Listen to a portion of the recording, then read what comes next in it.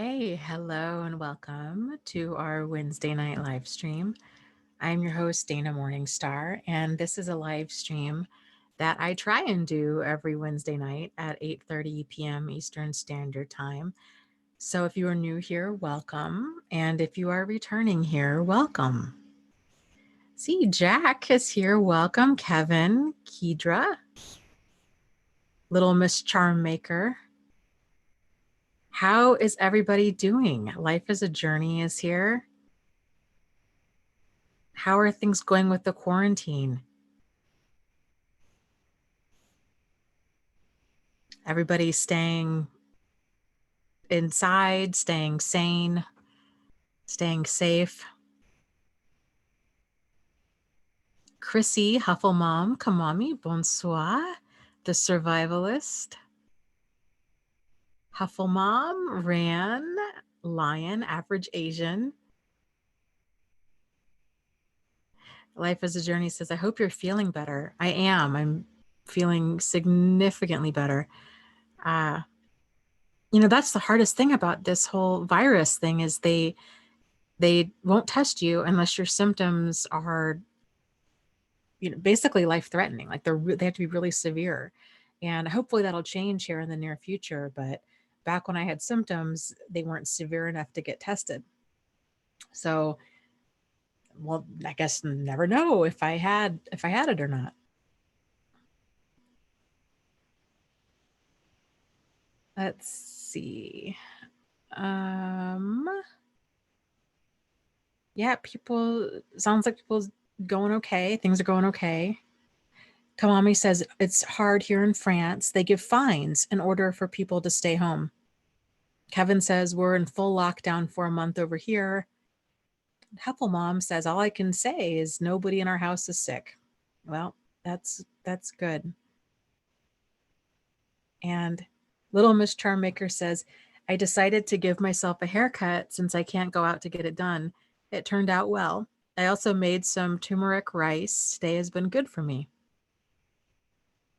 That is good. I had to trim my bangs myself today, and yeah, this is not a long-term plan for me to do. Either that or I need to watch some like a hair cutting tutorials because I really did a hack job on them. But what else do you do? Yeah, Life is a Journey says I walked to my office the other day and it was a literal ghost town. Yeah, it's really eerie, especially seeing footage of like the Las Vegas Strip is completely dark, and just kind of what's going on in the bigger areas around the world. It's really wild.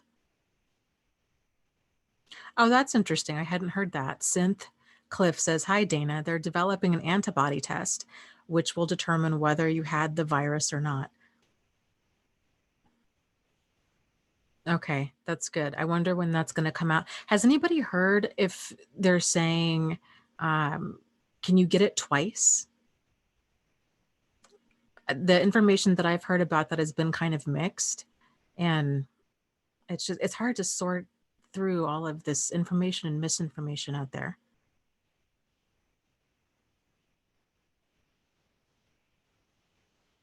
Oh yeah, Tanitria. Sun and sunflowers. I like that. She says, Houston, Texas, safe home, stay at home. So safe home, stay safe. Yes. Yes. I was just in Houston it was a couple weeks ago because I have some family down there too. And it was right when all of this was starting. So yeah, it's weird, but I'll be curious to see, because, they've been saying that they expect the warmer weather to slow things down. And when I left Houston, it was like 80. So it was pretty warm when I left. We'll see what happens there. Hopefully it will. Hopefully it will, kill off this thing. Chrissy says, I'm going through a painful breakup. He raged on me over the phone, hung up, and is now ignoring me. It's so painful. Advice, please. Oh, Chrissy, I'm so sorry. And this is such a difficult time to go through a breakup. It just kind of compounds the pain of everything, doesn't it?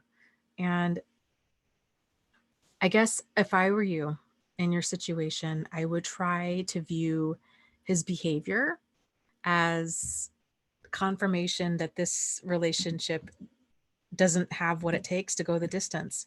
If he's raging on you, hanging up on you and ignoring you, that's all incredibly immature behavior. And um, it's you can't have a relationship with somebody like that. It's impossible. So a mature relationship requires mature behavior on the behalf of both people, but especially when there's uh, hurt and anger and frustration. Miss him. And on that list, write down all of the reasons as to why things that won't work, reasons as to why this relationship needed to end. This is how he was handling it. My guess is this is not the first time you've seen this kind of behavior. And if it is the first time, I can guarantee you it won't be the last time, because this apparently is how he handles stress and frustration. So write all this down so you can go back and reread it if you're having a hard time. It's so easy for our brains to get caught up in the nostalgia of it all and to focus on the good times, and you know and to really minimize all of the pain and hurt. But it's important that we remember this stuff and we see it for what it is.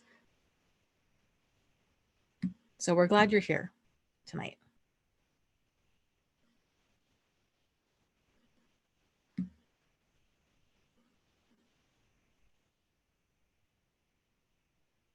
Oh, good. Huffle Mom says, we're reading our way through your book, The Narcissist's Playbook. We're getting loads out of it. I would be so curious to know what you've gotten out of it. Maybe that's another conversation for another day, but I would really be curious as to that. Books are so funny that way. Like you think, everything there is there in black and white, and it is what it is. But it's amazing how you can have 10 different people read a book and you'll get 10 different responses as to what they found significant and why. It's so interesting. And it helps me too, as a writer. It's amazing the things that I don't think are significant, or I think I've hammered to death, that people are like, oh, no, I really needed to hear that, or that really resonated with me. And it just helps me to know what to kind of steer more into. Yeah. Okay. That's interesting, Jack. Thank you for saying this. Yes. Okay. Sun and Sunflowers was saying, yeah, the info was once you had it, you can't get it again. But then Jack is saying, yeah, there are instances of individuals in China getting over the SARS coronavirus 2, but then tested positive for it later. Oh my goodness. And then Kamami was saying in France, if you don't have any legal documents to prove where you were going, the police will first fine you $40, then $140, then $1,500, and the last one is $4,000 fine. And let's see, she says yesterday, the police sent, it sounds like they tased a woman. They tased a woman because she couldn't prove that she was on her way to the local store for food. Oh my goodness. Wow. Yeah, and Synth mentions lots of live streams are having buffering issues recently. I even got a new router because I was having issues with this about a month or so ago where I couldn't even stay online. But my guess is probably because so many people are home that it's got to take its toll on, the internet connection in general. But maybe that's, I don't know, maybe I don't have that correct.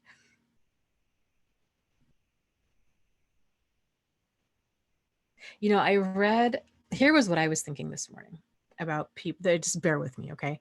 With people going out and, they're trying to balance the economy, and I get it. They're trying to, how do we put life on pause, but still keep the financial aspect, like the economy and everything going?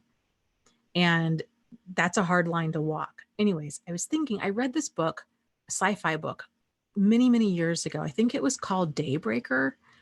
And all I really remember of it was that this took place far in the future. And the world was so overpopulated that people only got to live one day a week.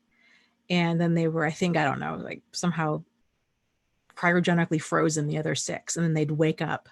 So if you were, and I don't remember how they determined what day you got to live your life on, but certain people just only lived their life on Tuesday, for example. And then they would check to see, okay, well, what day are you? So you couldn't have a Tuesday person running around on a Wednesday or a Saturday. And I was thinking, if the goal is to cut down going out and cut everything back to like 30 or 40%, but still keep the world going. I know that sounds really wild, but could we do something like that? Where we just assign days of the week to people. So you're still quarantining with your family. I mean, maybe your family's only assigned the same day of the week. I don't know. That definitely sounds very science fiction or Orwellian, but I feel like there's got to be some sort of kind of workable middle ground here for this kind of stuff.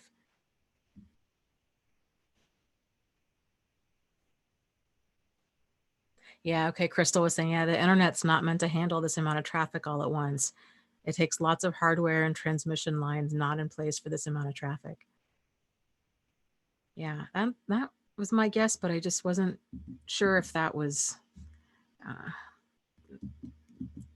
how accurate of a guess that really was. Yes, Slavic Princess, thank you so much. Yes, I saw your email. I've been meaning to email. I will email you back. I promise. It was on my list of things to do because I started traveling like the next day, and I kept saying like, I've got to get back to her. And then it was just one thing after another with people getting sick and then the virus and chaos ensuing. So I will make that a point tomorrow. I will make that a point. Let me write that down right now. I will make that a point tomorrow. I am so sorry. Hold on. Gotta write this down. Put it on my board. Okay.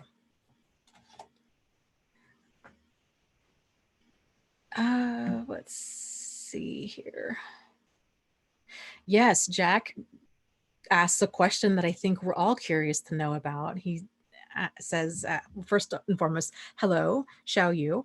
And has there been any further fallout or resistance with your parents? Yes. And how are you guys doing being in the same house after all of this and being quarantined together?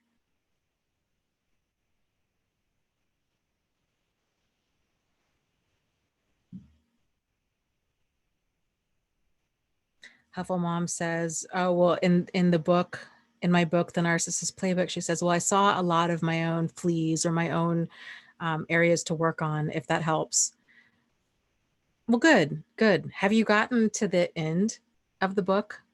I'll be really curious to see that. Because, yeah, I mean, yeah, if we all have areas in our personality and in our life and our habits and you name it that we have blind spots too. And that could need work, and how we perceive ourselves and how other people perceive us are often two very different things. So that's kind of the challenge with self-help books, and definitely the challenge with reading books about deeply problematic relationships and this kind of stuff. So it's, yeah.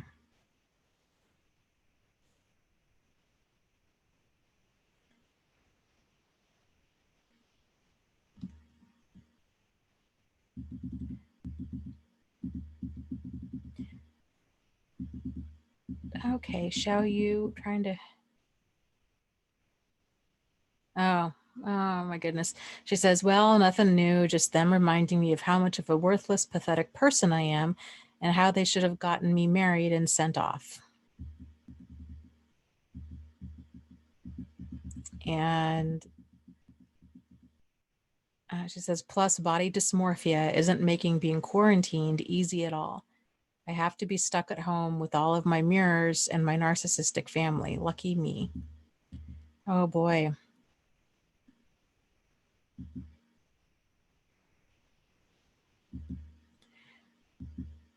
That is challenging. You know, I didn't see you. We had spoken that one live stream about body dysmorphia, and then I didn't see you at the one after that, and I kind of wanted to address that a little bit. Um, I think I made some notes somewhere. Maybe we should just address it next time, but um, let's address it next time. Let me go refresh my memory with these notes, and then we'll address it next week. So the good news is, with the coronavirus and everything, that there have been so many groups and services that were previously not online. They were only in person, that are now being offered online. So I would encourage you guys, if you're interested in anything, any topic, any hobby, anything, to go take some time and Google that and see what groups come up that are online for that. They have right now, they have AA meetings and all kinds of the anonymous meetings, NA meetings, you name it, are online. A lot of church services, and I would imagine just various spiritual practices, are now online. There's you know, people are really getting creative during this time. And so I guess just please know that you're not alone in all of this. And this is just going to be a different way that we're going to relate to each other during this time. And, you know, hopefully as a society, we'll come out of this a lot closer. And, you know, I saw a thing on the news the other day. I think Turkey, it was in Turkey. And people, it was so cool. People were leaving out little piles of food, of dried food, like beans and rice, or um, dried goods and stuff, on sidewalks for people that didn't have any. And I just thought, what a beautiful gesture that is.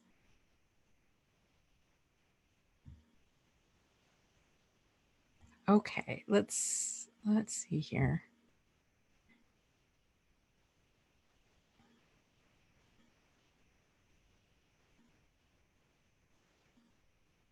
Lorna asks, is it possible to stay friends with a narcissist? You know, this is one of my favorite questions. You guys have probably heard me talk about this before, but it's my second favorite question that people ask. And the reason it's one of my favorites is because it's one of these kind of game changer type questions for a lot of people, where it just gets them seeing the world in a very different way. Yeah, more often than not, they start seeing the world in a very different way. So when you're asking the question, can you still be friends with a narcissist? I think it depends. I think it's worth backing up a little bit and looking at your definition of what is a friend. Because normally when we talk about a friend, we're talking about there's some sort of relatability and there's some sort of reliability on each person. Like there's that sense of mutuality there. There's a give and take. There's a sense of support. That's why we're friends. The word friend has become so overused in our society that we tend to refer to people that we hardly know as a friend. Like, oh, this is, when they're really an acquaintance, or really they're just not even an acquaintance. They're just somebody that you know. And so I encourage you to really think about that. What is a friend to you? And does this person meet the criteria for a friend? If you have to keep your guard up and there isn't that sense of, you know, mutuality or trust or emotional safety there, then they're not going to be able to be a friend. If this person truly is not even a narcissist, but just on that side of the spectrum where it's all about them, or they have a bunch of kind of dysfunctional, damaging behavior where they're just constantly stirring the pot or provoking emotions, or you know, lying or stealing or cheating or deceptive behavior, this kind of stuff, no, a friendship isn't possible with a person like that, because there's no respect on their end. So it would only be a one-way street. Can you, go to the movies and be drinking buddies on that level with a narcissist? You could, but then that kind of begs the question of, but why would you? Why would you? You know, I get that they can be very charismatic and very enjoyable and funny and all these things, but it tends to not ever end well, because it's being around a deeply problematic person.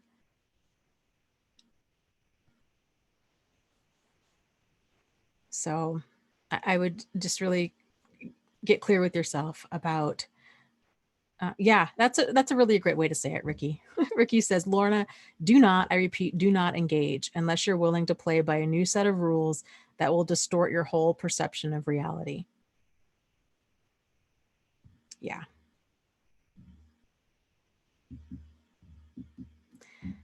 Yeah. And Lorna says, yeah, thank you. Much appreciated. It's an excuse not, I had a narcissistic father, so I tend to attract them. And, my take on that is, we all attract a wide range of people. And it's not so much, we don't have control over who we attract, but it's about who we are attracted to and how long we keep certain people in our life. So that's the more important part of this puzzle here.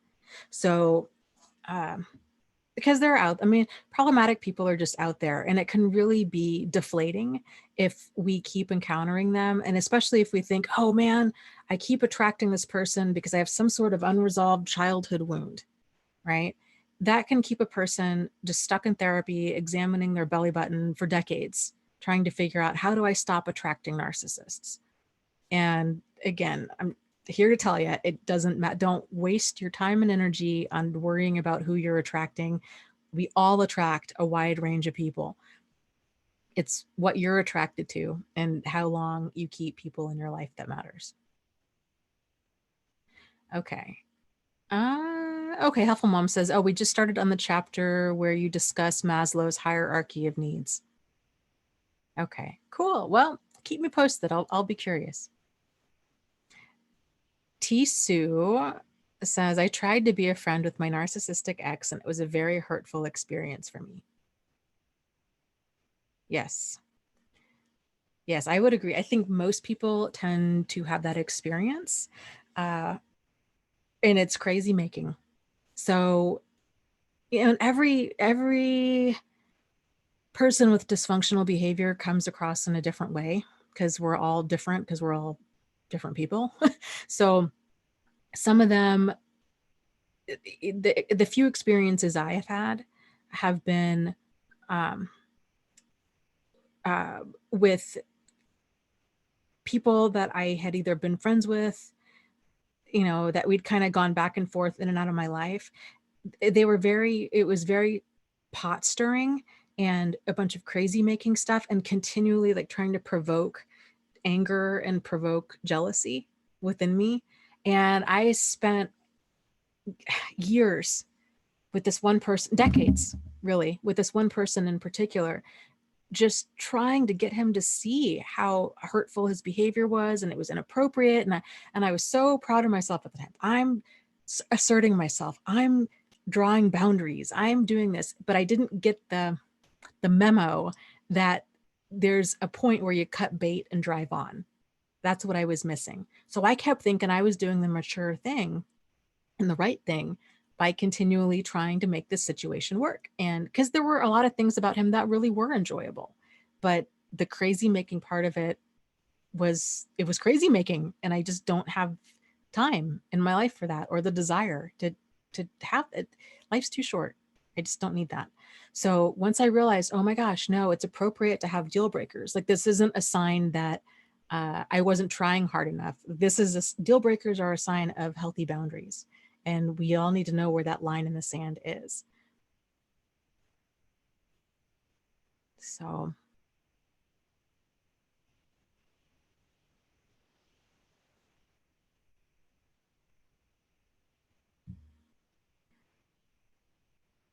Um, Casey says, could I be a self-aware narcissist? It's been 2.5 years since my breakup. And although the fog is clearing, a lot of people have dropped out of my life, and the common denominator is me. I highly doubt it. But with that said, this isn't to say traumatic experiences change people, and they can definitely bring forth parts of our personality that that are not the best. And they can definitely bring forth parts of our personality that it maybe exaggerates certain parts of our personality. Like that's part of trauma. So, you know, it's very common after a problematic relationship or an abusive relationship or a toxic relationship where a person also tends to lose a lot of people tend to kind of drop out of their life. And it's not necessarily that they're a narcissist, but it could be that they're uh, really traumatized, which is other people tend to find draining that don't understand. So, and if you've been talking about the relationship a lot, if you've been very focused on your ex, if you've been very angry, which is common, it's common after a traumatic situation for that to happen. Other people, because they're not in that space, it's too heavy for them, so they tend to just kind of move on. So yeah, I would think most people, myself included for sure, going through this process of healing and or understanding and healing and all of this, there's going to be a lot of things about yourself that are going to come to light. And that can be very difficult. This is not to say that you were somehow the problem in the relationship or that you deserve to be abused in any way, because that's absolutely not it at all.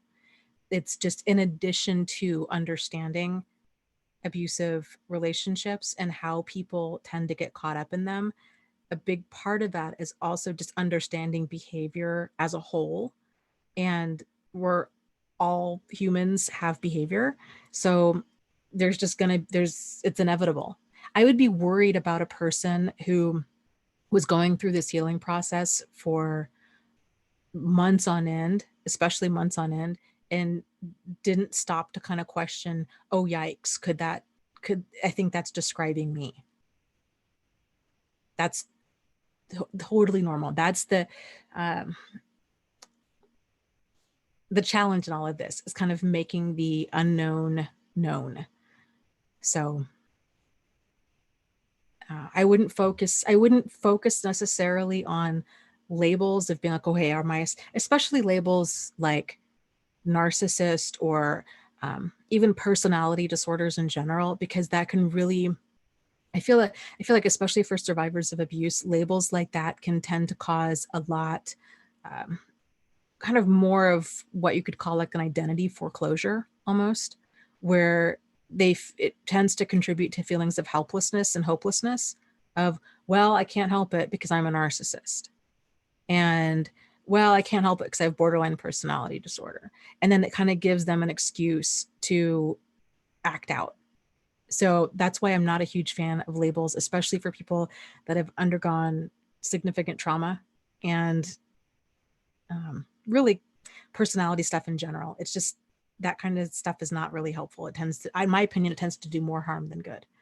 So I would look more at the behavior that you feel that you might have, and what is concerning to you and what is potentially concerning about that with other people, and then working on that behavior instead of focusing on trying to assign like a diagnosis or a label to it, if that makes sense. Because really at the end of the day, it's, potato potato. If behavior is, we can all work on this behavior, and the label can be debated and will be debated back and forth until the end of time. So it's just more constructive, I think, to focus on getting clarity with the behavior. I like to look at behavior in general in terms of being balanced or imbalanced. kind of dysfunctional or functional. And that might sound, even I guess more so with the dysfunctional or functional, it can sound kind of judgmental. And so that's why I tend to like the terms balanced or imbalanced, even though I don't know, maybe that sounds just as judgmental. I don't know. But if we kind of take away that judgment and approach it from more of a curiosity standpoint of, okay, literally the word, okay, dysfunctional behavior is basically behavior, or let's back up, functional behavior. Something that's functional is something that's working. Okay. And working for the short term and working for the long term. Dysfunctional behavior is behavior that's not working. And either it's not working in the short term, but it's generally for sure not working in the long term. And dysfunctional behavior in terms of relating to other people, it tends to cause more problems than it solves. So that's one way that to kind of examine your own behavior and think about things. So another way, another way to check yourself and see what are some areas that might need work. There's a concept out there called the drama triangle, and there's, it's a triangle, so there's 3 sides to it, and you have in that triangle, oh gosh, it's been a while. Let me see. Victim, persecutor, rescuer. Yes, I believe that's the 3. Victim, persecutor, rescuer. And if we're in the drama triangle, if we're stuck in this drama, we're playing one of the 3 roles, and and those roles can shift. So we might be the victim in one role, we might be the persecutor, like the abuser or the accuser. Let's go with abuser in another role, or the rescuer in the 3rd role. Any one of these 3 roles is out of balance big time. So the rescuer is putting other people so far ahead of themselves. The rescuer is sinking themselves to save other people. They're enabling people.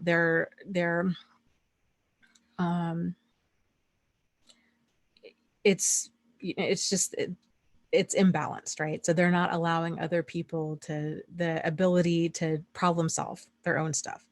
The abuser or persecutor is, or I guess you could also say the rescuer, it's this level of hyper accountability or hyper responsibility. That's a better way to say it. It's hyper responsibility, but it's blurred lines when it comes to accountability.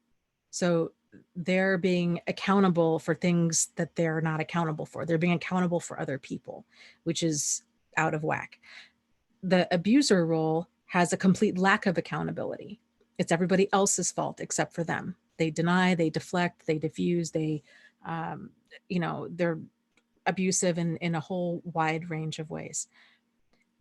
The victim is the one, things keep happening to them. So again, there's that imbalance there's a complete lack of control and a lack of accountability. And so the victim tends to be just sitting there, kind of getting sand kicked in their face. Thinking the victim's like, well, this abuser just needs to change. This abuser just needs to change. The abuser needs to stop kicking sand in my face.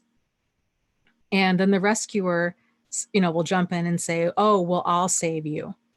And then the rescuer takes on the battle for the victim. And the only way to break free of that drama triangle is to really get a good grasp of what we have control over, what is appropriate, I should say, for us to have control over, and what is not appropriate for us to have control over. And then understanding boundaries too, like where we start and end as a person and where other people start and end. And this takes time and practice. So once we can start getting those pieces figured out, and we can do a check to see if we're in that drama triangle, a lot of the confusion about where we are in our life and why certain roles are not working or certain relationships are not working start to make sense. Because the only other people, by and large, that understand the drama triangle are other people that are in the drama triangle. So people that are outside of that have a good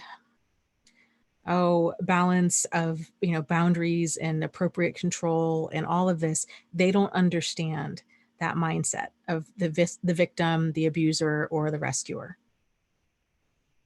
So that can be a really hard pill to swallow. And I remember the first time I was dating a guy in high school who was completely psychotic, really dangerous, scary dude. And I remember a friend of mine way back then who had just said out of the blue one day, she's like, I'm just tired of hearing about it. I don't want to hear about it anymore. And she might have even mentioned something about like, well, why don't you just break up with him? And I just remember thinking like, but these are just relationship problems, like we just work through them, right? Like this, what do you mean? Why would I end it over a relationship problem? And it took me several decades after that to fully start really putting it together and understanding. Because I thought I had healthy boundaries and standards and deal breakers and healthy communication. And I thought I was doing pretty good because the vast majority of my life was working. It was just every now and again, if I got tangled up with somebody, I couldn't tell when I was being manipulated. I couldn't tell when I was being verbally abused or emotionally abused or psychologically abused or even physically abused or sexually abused. I didn't have a good understanding of, I guess, kind of like my rights as a person. And I think a lot of people really struggle with this. Um, a lot of things in their life are gray area when it shouldn't be. Like we need to really get clear on what's appropriate behavior and what's not, with how we're treated and how we treat other people.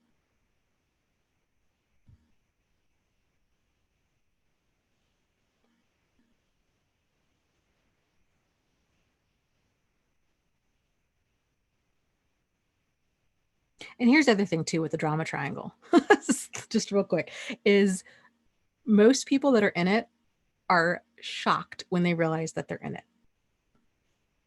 So, nobody thinks, and we might not be in it all the time either. It's always easier to see other people's stuff, isn't it? It's always easier to be like, oh man, that person, their relationship is so chaotic and it's so Jerry Springer. And why are they still in it? It's so much more difficult for us to see our own as kind of draining and chaotic as it really is, until we get to that point, that extreme point in there.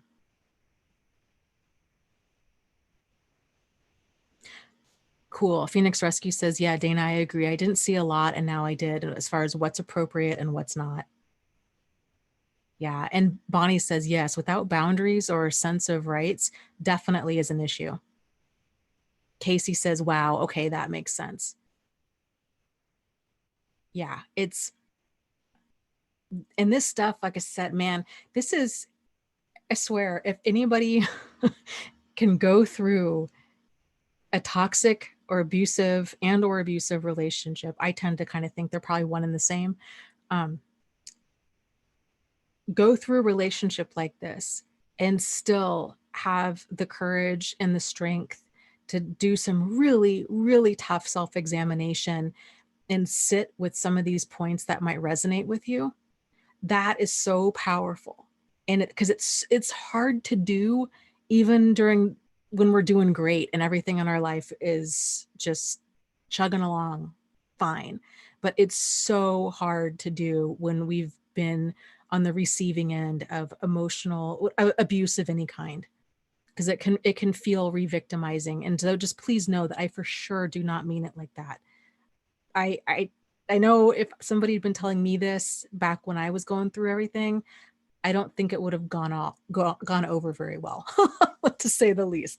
But so please just know that I come from a place of caring and concern, and our goal here is to squeeze out as much as we possibly can, as many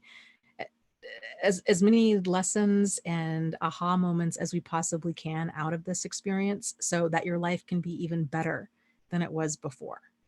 And it absolutely is possible. It's not easy, but it's possible.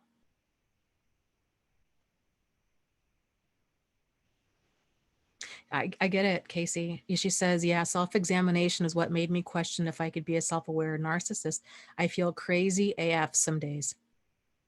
Yeah, I get it. I think a lot of people tend to wonder that. At some of the things I think you can ask yourself too is, are you willing? Are you willing to look at some of these traits of your personality? Um,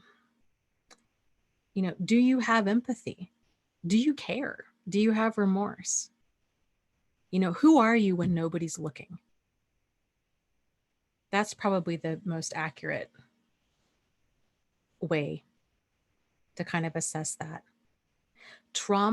Here's the other catch with this too, is trauma can really make a person selfish. I mean, it's sort of like if you got in a bad car accident, and let's say you broke an arm and a leg, and you're hobbling around, and all you're thinking about is the car accident and the damage done from the car accident. And that's the first thing on your mind in the morning, and it's the last thing on your mind at night, and you tend to talk about it a lot, and it's just there. And for other people, it can just seem that you are a narcissist because you're so preoccupied with your own pain. But emotional trauma works very much the same way. It can be just all consuming, and it takes a person a while to just move through that. So a lot of it, moving through this, starts with just acknowledging how you really feel. You have every right to be angry, to be hurt, to want to lash out, to have all the feelings that you're feeling, to feel sad, to miss this person, to hate this person, to wish they were dead, to you name it. Totally normal to feel all that. And just starting there to just be real with yourself about how you feel is a big step.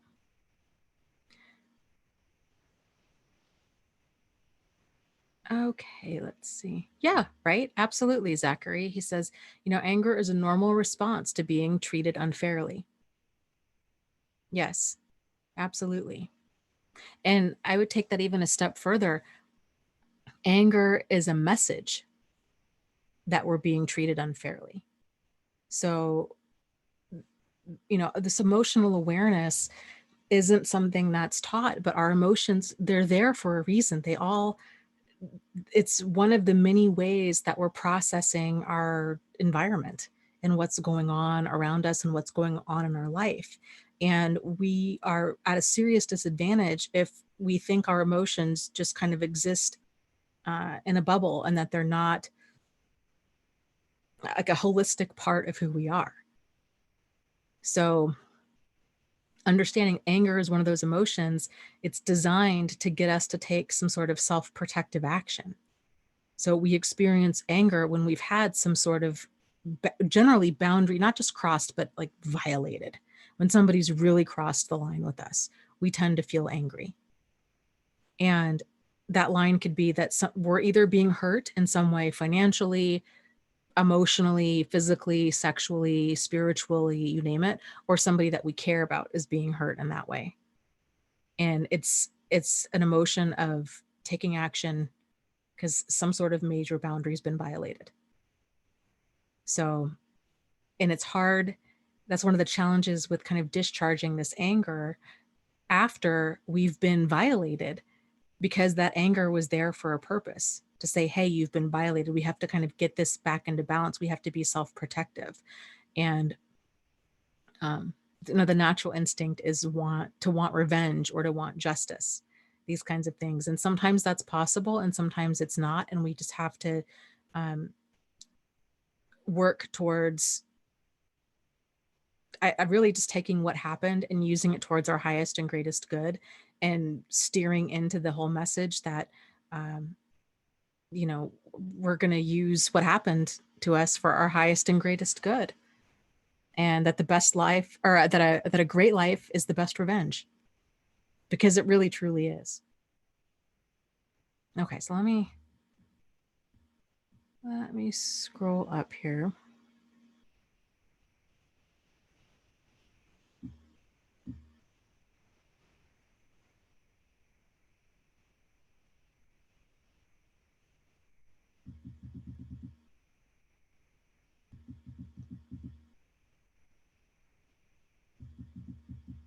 Lynn says, how can you spot a covert narcissist online?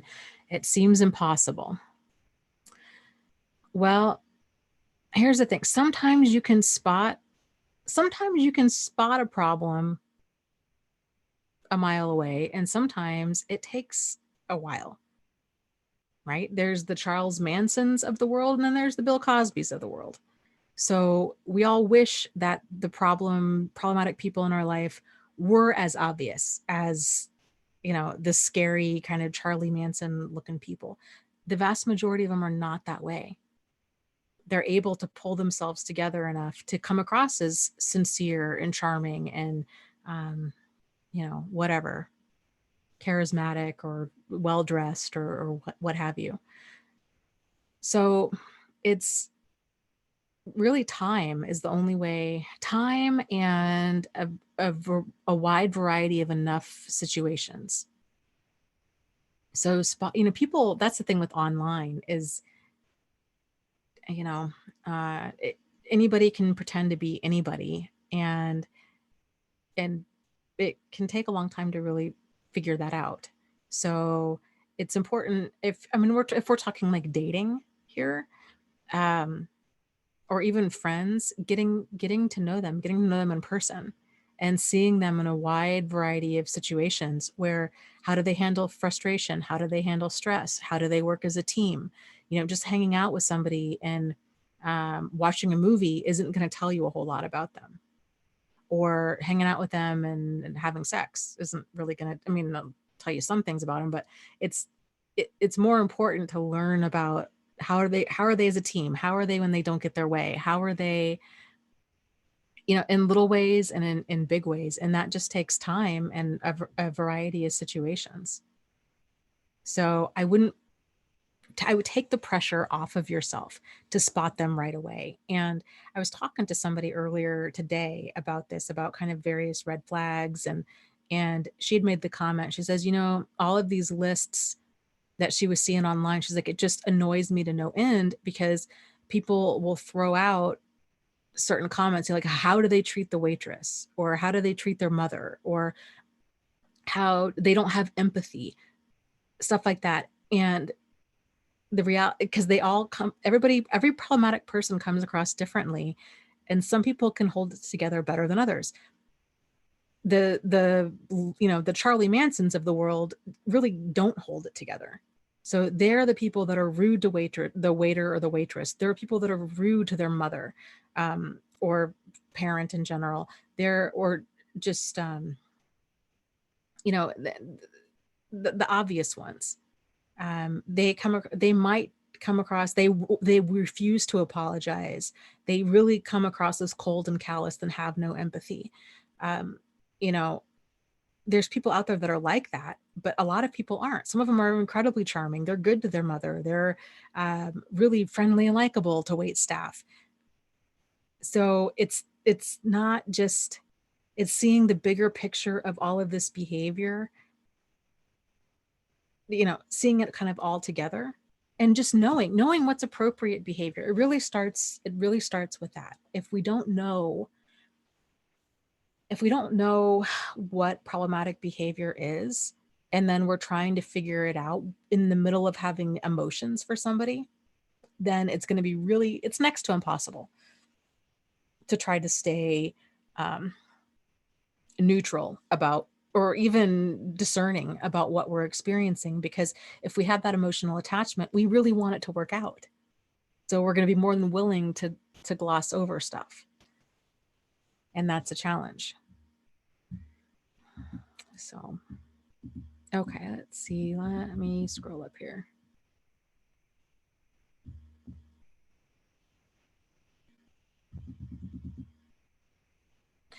Yeah. And Jack, you brought up a great kind of point to this. He was saying sometimes his mother starts pulling some drama triangulation stuff, and he'll say, "Oh, I'm just so worried about Huffle Mom," who's his wife, who's also on the live stream. "I'm so worried about your wife is just taking on too much." But she's talking to him about an issue about his wife. And so, and he's thinking to himself, "Yeah, Mom, you're angling for control again." So that kind of stuff too is a great way um, to also describe like that level, that the triangle within the triangle, right? Like the triangulation part of it all, that's called stirring the pot. So we're talking to one person about an issue with another person. And it's the unnecessary secrets. It's the conversations that could be easily resolved if people were just direct and with each other. But that's the kind of stuff that starts stirring the pot. And then you really get it going if, if Jack's wife, or let's say then Jack, I'm just going to give a scenario. I don't think this is what's going on with you guys, but just for the sake of a scenario. So then Jack's mom says, "Oh, I'm just so worried about Huffle Mom. She, she's really just doing too much." And then Jack goes and tells Huffle, thinking that he's doing the right thing, right? "I'm going to go tell Huffle Mom that my mom is really worried about her, that she's taken on too much." And then Huffle Mom gets upset. "Well, why is your mom talking like if she's got an issue with me, why is she talking to you about it?" "Well, she just needs to stay out of it." Right? So now she's upset. And now, that was inadvertently kind of stirred up. Or, um, it's not her real boundary, her business anyhow, so the mom's business anyhow. So then if the mom is talking to Jack's wife and is saying, "Oh, I just think you're taking on too much," and just keeps pushing it, right? So it's all of this unasked for advice and unwanted input. And so now there's tension between them. I mean, it's just, it's easy to step over boundaries with people, but the best way to get out of that is just to steer clear and just to try to stomp out that little fire when you see it going. And just to say something like, "Well, Mom, um, you know, Huffle's, uh, you know, Huffle's a smart lady. I'm sure she's got it figured out, or she has good boundaries. Like, I'm sure she'll get it figured out." And then you just drop it. You just drop it. But yeah. Let's see here.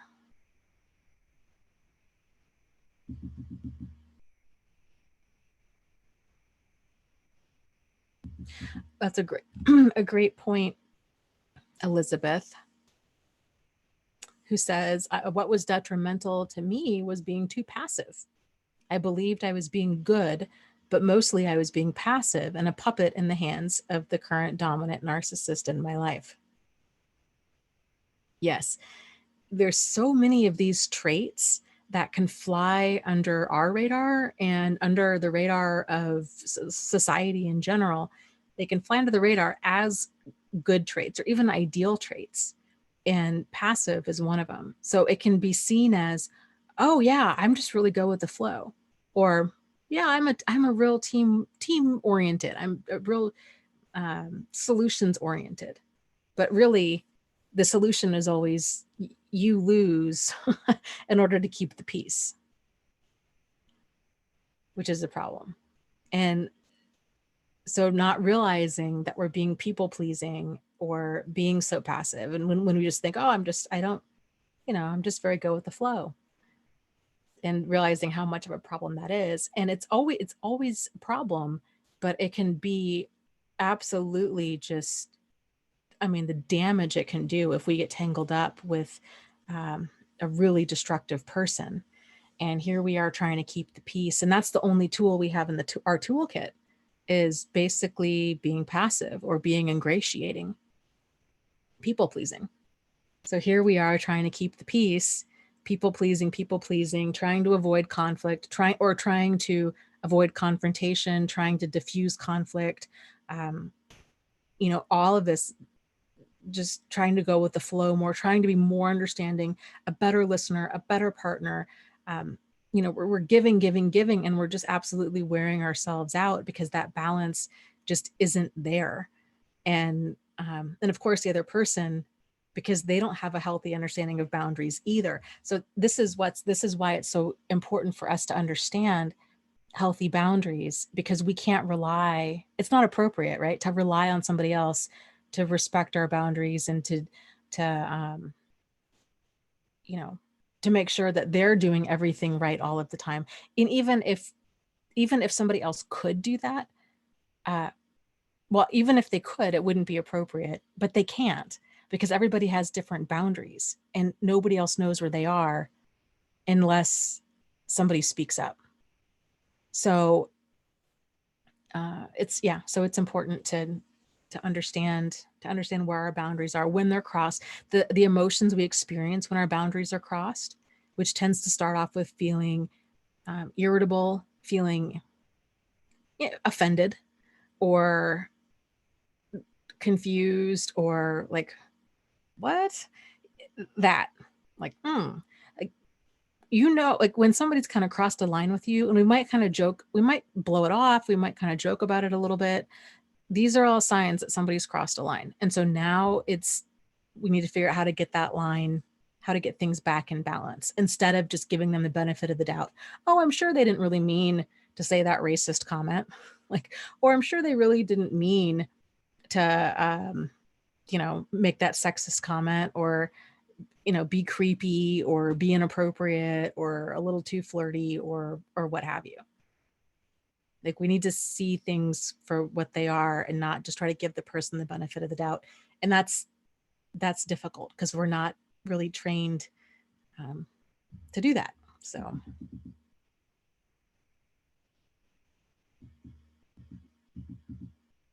Martha says, I'm going to have to listen to this again because I don't know what a drama triangle is. I was texting an old friend. Happily not in a drama triangle right now. Yay. LOL. Yeah, that is good. And the good thing too with the drama triangle is if you can see it and you're like, gosh, you know what? These are the roles that I've been playing with, in each relationship is going to be different. So you're like, you know what? I don't have this triangle with my mother, but I did with my ex-boyfriend, or I did with my brother, or whoever. And then you can kind of see at it. It's just an easier way it gives you some like emotional distance almost, to just see it as a kind of cut and dry, as a triangle with these different roles, to see it like, okay, what role am I playing? And then like, this is why this is not working, and can work towards getting that into balance. Okay, let's see here. Let me scroll up. Bonnie says, I'm in New York and in lockdown. It's freaky. Oh, wow. Yeah. Yeah, it is freaky. It's a very unsettling feeling to go out for groceries and um to just have that concern of, wow, I might get sick, really sick. Just, is it worth the groceries that I'm going to get, kind of a thing? Can this wait? It's an unnerving time, but we will get through this. We really, really will. We will get through this. I'm so proud of everybody in the world. I just think it speaks volumes about kind of the human race in general. There's a lot of people doing the right thing right now. There's a lot of people that are donating, masks and gloves, and volunteering and stepping up, and just trying to do their part. We're all going to have to come together, and I think that's been needed for a long time. So we're going to get through this, and hopefully, as a society, a worldwide society, we're going to be better and stronger because of this.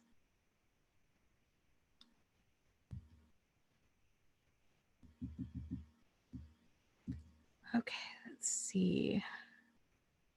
Bonnie says, no boundaries creates chaos. Yes, absolutely. Karen says, can you give advice on how to stop playing the victim? Sure.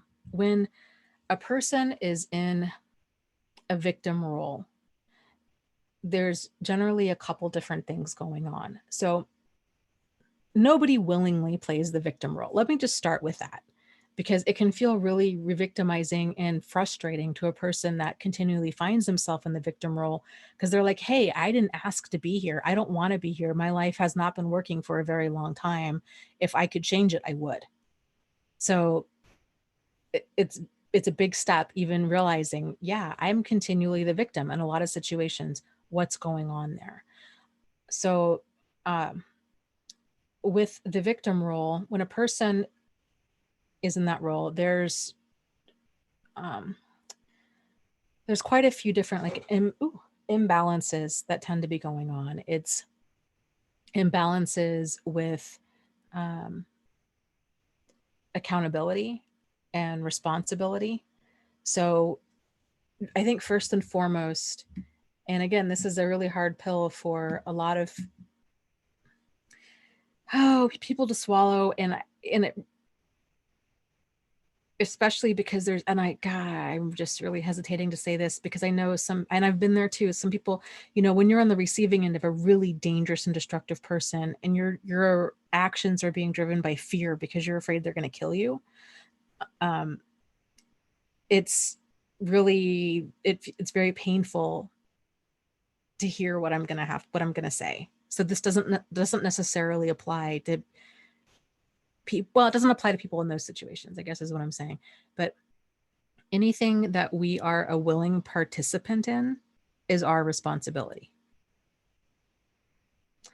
And that can be very difficult to hear.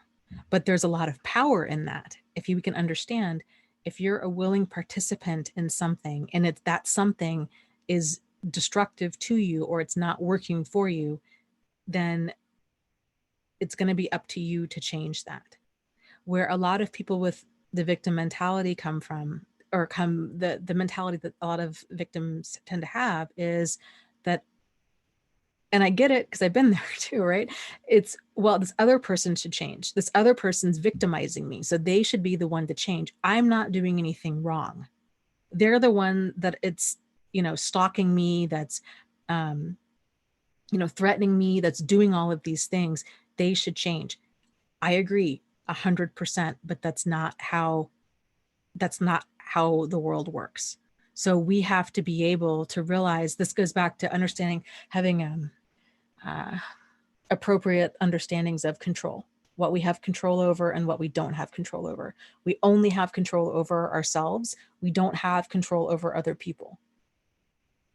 So it's not right and it's not fair that sometimes we have to change our phone number, or we have to move, or we have to change our name to get away from a scary, dangerous, psychopathic person. That's not fair. I get it. I've had to do that. I get it. But it is what it is.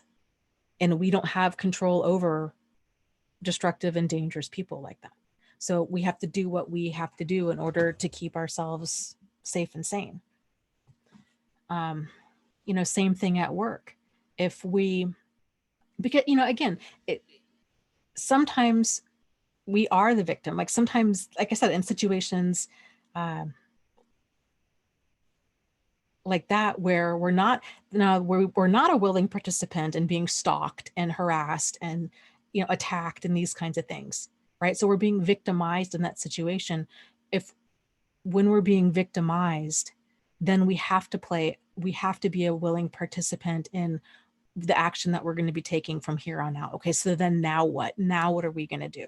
And that's when we regain that power and control over our own lives. So, and here's just another example. So I had a coworker. This was a handful of years ago.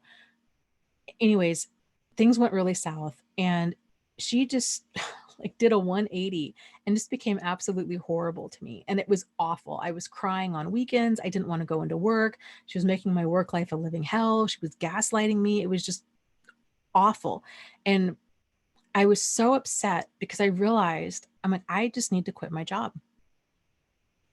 I can't do this. I can't do this anymore. I promised myself that I would never, ever allow myself to be treated like this again. I can't, for my emotional sanity, I cannot do this. And I ended up, I talked to my manager first, and I'm sure came across as a crazy person because what I was saying was not really making sense. And I was trying to explain everything that was going on, but it just wasn't coming out right. And anyways, I realized I just need to quit. I just need to quit. And I did. And I was so proud of myself for realizing what I have control over and what I don't, and what I am willing to be a participant in. And the old me would have looked at that situation and been so hung up on, it's not right, it's not fair, I don't want to have to go get a different job, I don't want to have, she's the one with the problem, blah blah. But we only have control over what we have control over, kind of a thing. So that's another big shift of kind of taking back power in our own life, knowing what we're being accountable for, what we're a willing participant in, and knowing what we have control over and what we don't have control over. And there's so many other things at play when it comes to that too. Self-esteem tends to be a big one. Pia Melody, I think, says it best. She talks about the difference between, she calls it self-esteem and then others' esteem. And self-esteem is when we're able to validate ourselves. We're able to get our esteem from inward, from the what's the word I'm looking for? From the things that we achieve in life. And we're able to build that self-confidence. It's a whole confidence builds competence, and competence builds confidence kind of a thing. So we're able to esteem ourselves. We realize, hey, you know what? I have strengths and weaknesses. Sure. I can work on these, like I can double down on my strengths, and I can hopefully kind of leverage my weaknesses. Or if I want to work on some of my weaknesses, I can do that. And realizing, yeah, I'm not perfect, but I don't need to be. And that there's a lot of things right about you, right? Or about me, or whatever. Like, you have a pretty good, healthy self-esteem. Like you kind of that whole, well, why not now? Why not me? Kind of attitude, where you feel like you're worthy enough or capable enough to set goals and to get out of bed and to achieve them. And you've got the self-esteem to weather falling down multiple times along the way and not letting it rattle you so much that you start feeling like a complete failure, and that you shouldn't be doing this. Or if you do start feeling like that way, that you don't stay there. The others' esteem is when we get our sense of esteem or worth from other people. So it's very driven by others. And with victims, it's especially that way, where we're looking to other people for love, for acceptance, for validation, for approval, for, all of that. So that's a very difficult way to live. And because it's continually, it's a roller coaster. One day this person finds us attractive, the next day they don't. Or, we get a compliment, our boss tells us we're doing a great job one day, and then the next day they say something hurtful. And if our self-esteem is so dependent upon that validation and approval from other people, it's highs and lows, highs and lows, highs and lows. And that's a really difficult way to live. So there's kind of numerous factors at play. So let me see, I would say another, so that you could kind of group that one into more of like that locus of evaluation is like more of like the technical term for it. So where we're getting that level of validation from, is it internal or is it external? And then you have locus of control. So, and this is a big one. So where do we feel control in our life is? Is it within ourselves or is it outside of ourselves? Do events just happen to us, or are we being an active participant in our life? So kind of like the question or the comment earlier, which again, a lot of people, even mental health professionals, I hear this kind of language, and it always makes me cringe, talking about, oh, well, I attract narcissists. Well, that would be an external locus of control, right? These events are just happening. They're just random and they're happening. And oh my God, I'm just a lightning rod, for trouble. Why me? Kind of a thing. Internal locus of control is, you know what? Like, I know what I have control over and I know what I don't have control over. I can't help it. If I've got problematic people that are attracted to me, then so be it. But it doesn't mean that I have to be attracted to them. And it doesn't mean that I have to keep them in my life when when their behavior starts to show itself. So that's a big one. Knowing that you are the captain of your ship. And yes, certain things in life happen. They absolutely happen, but you're the one that adjusts the sails. So we can't wait for a smooth life before we set out, because things are going to happen. Certain things in life are just outside of our control. And, it is what it is. So I hope that helped.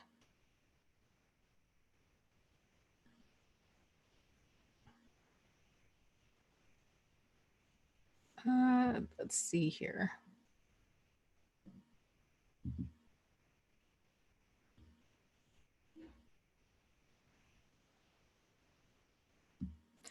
Jennifer says, my therapist said because of the COVID-19, we might have to resort to online sessions over Zoom. How will that be safe when it comes to HIPAA? Do I open myself up to the NSA spying? Well, I think that's a great question. Yes, most places, I'm surprised you guys haven't already gone to online sessions. Most places have. HIPAA is still in effect, just like it is in-person sessions. There's a little bit of added flexibility that most, HIPAA right now, they just came out with a thing the other day that I saw that was talking about, with online sessions in particular, that, it's basically the care provider is going to all reasonable lengths to protect a patient or a client's information. So like they're not recording the session without you knowing, or they're not, doing things like that. They're deleting the sessions if they are recording them. You would know ahead of time if they're doing this kind of stuff. So as far as, getting their computer hacked or what have you, that's another issue. There's telehealth, which is, I think, kind of more of a secure system than, I want to say than Zoom or Skype. I don't know. I could be incorrect about that. But as far as the NSA potentially spying, I mean, I guess it depends on how much you think the government can see with computers, and I guess what all you would really be discussing during your sessions. You can also consider having phone sessions too. I mean, ask your therapist about that if you're more comfortable over the phone. My guess is that the government has so much going on right now that, I guess this is, the way I think of therapy sessions online. Unless it's, I don't know. I guess for me, it doesn't bother me because there's not, for me, if I was a client, unless I worked for the government or had some potential information that could, really come back to bite you. But I get it. People that have concerns about NSA and home computers and these kinds of things, ask your therapist what kind of protections that they have in place. That'd probably be the best way to get to that.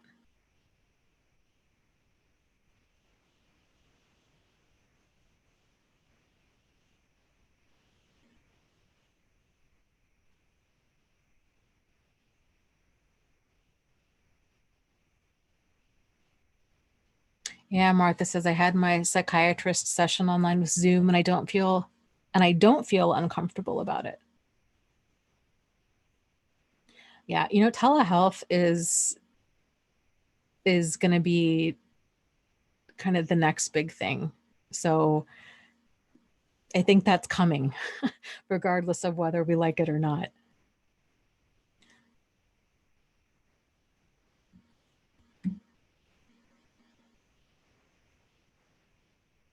Let's see, let me scroll up.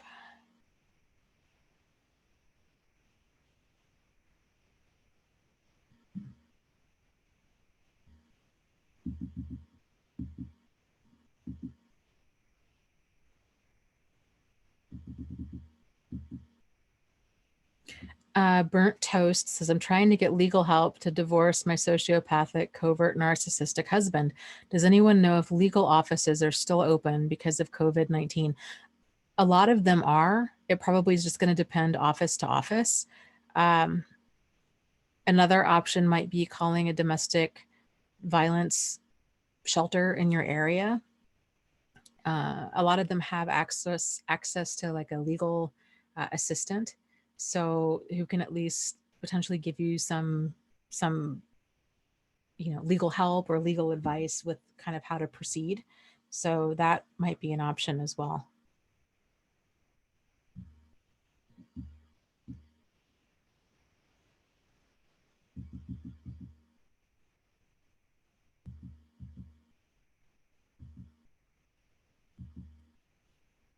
Mm,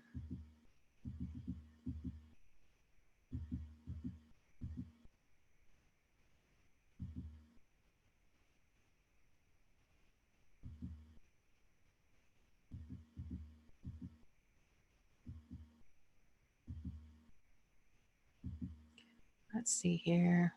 Sorry, scrolling up, looking at reading the chat here.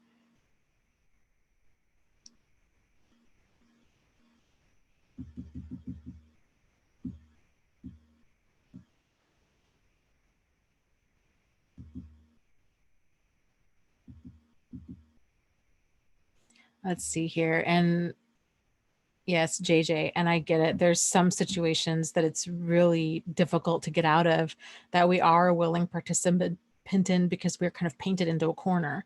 JJ says, I stayed in a bad situation at work because I had child support and would get behind and be jailed if I quit. It was horrible. Yes. And that goes back to what do we have control over? What do we not have control over? And in situations like that, it's like, okay, I have to be here.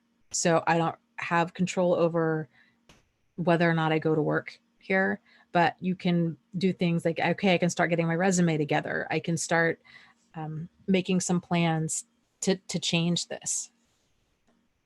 Figuring out like what can you do in these kinds of situations. But yeah, I get it. It's hard.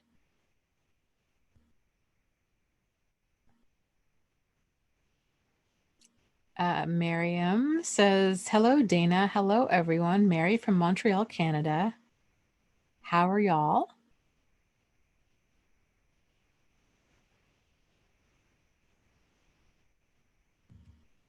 So welcome, welcome.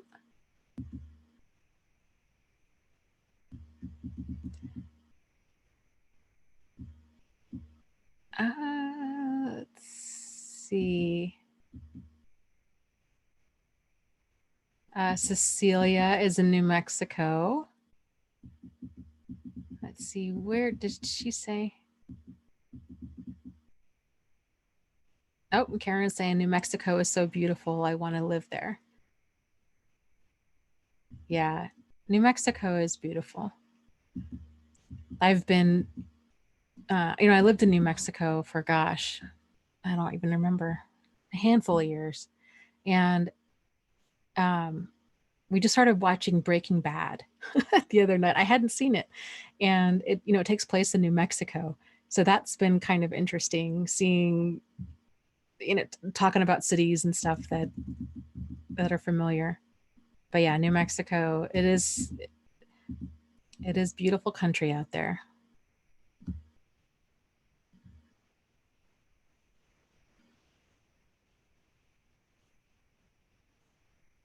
Very laid back people out in New Mexico. I like that.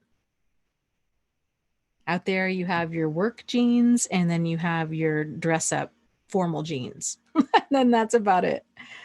You don't see anything a whole lot more than that.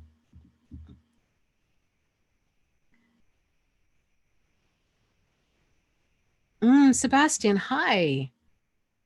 Hi, hi, hi. I have been thinking about you so much. And I think there's been a handful of people in here as well. So I'm really just glad to see you pop up. It says this Monday, I start working from home. I haven't worked since the psychopath abandoned me. I have work stress now. I'm eating from anxiety and I have insomnia. It's 3:00 in the morning here. Oh my goodness. How do you feel about working from home? I know you're saying that you have work stress now. Do you think working from home is going to be kind of a good step to get you back to working outside the home when hopefully all of this gets resolved and under control?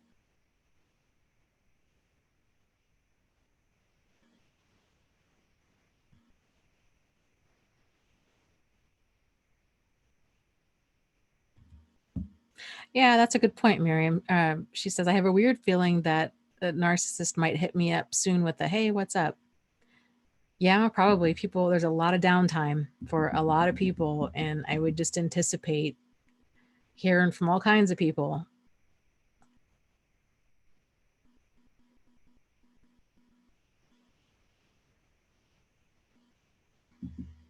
That's a good point, Martha. She says, my next door neighbor hacks up a lung every single day right in front of my door. I actually think that's considered an act of domestic terrorism at that time. Is that right? I'm not joking. LOL. Um, if it's intentional and it's malicious, then yes, it is. Like there was a guy some uh, wackadoo who was going around like licking cans, filming himself licking cans at the grocery store and then putting them back. And it was sort of this like, haha, coronavirus challenge kind of a thing. And thankfully, they figured out who the guy was, and they charged him with, I think it was domestic terrorism.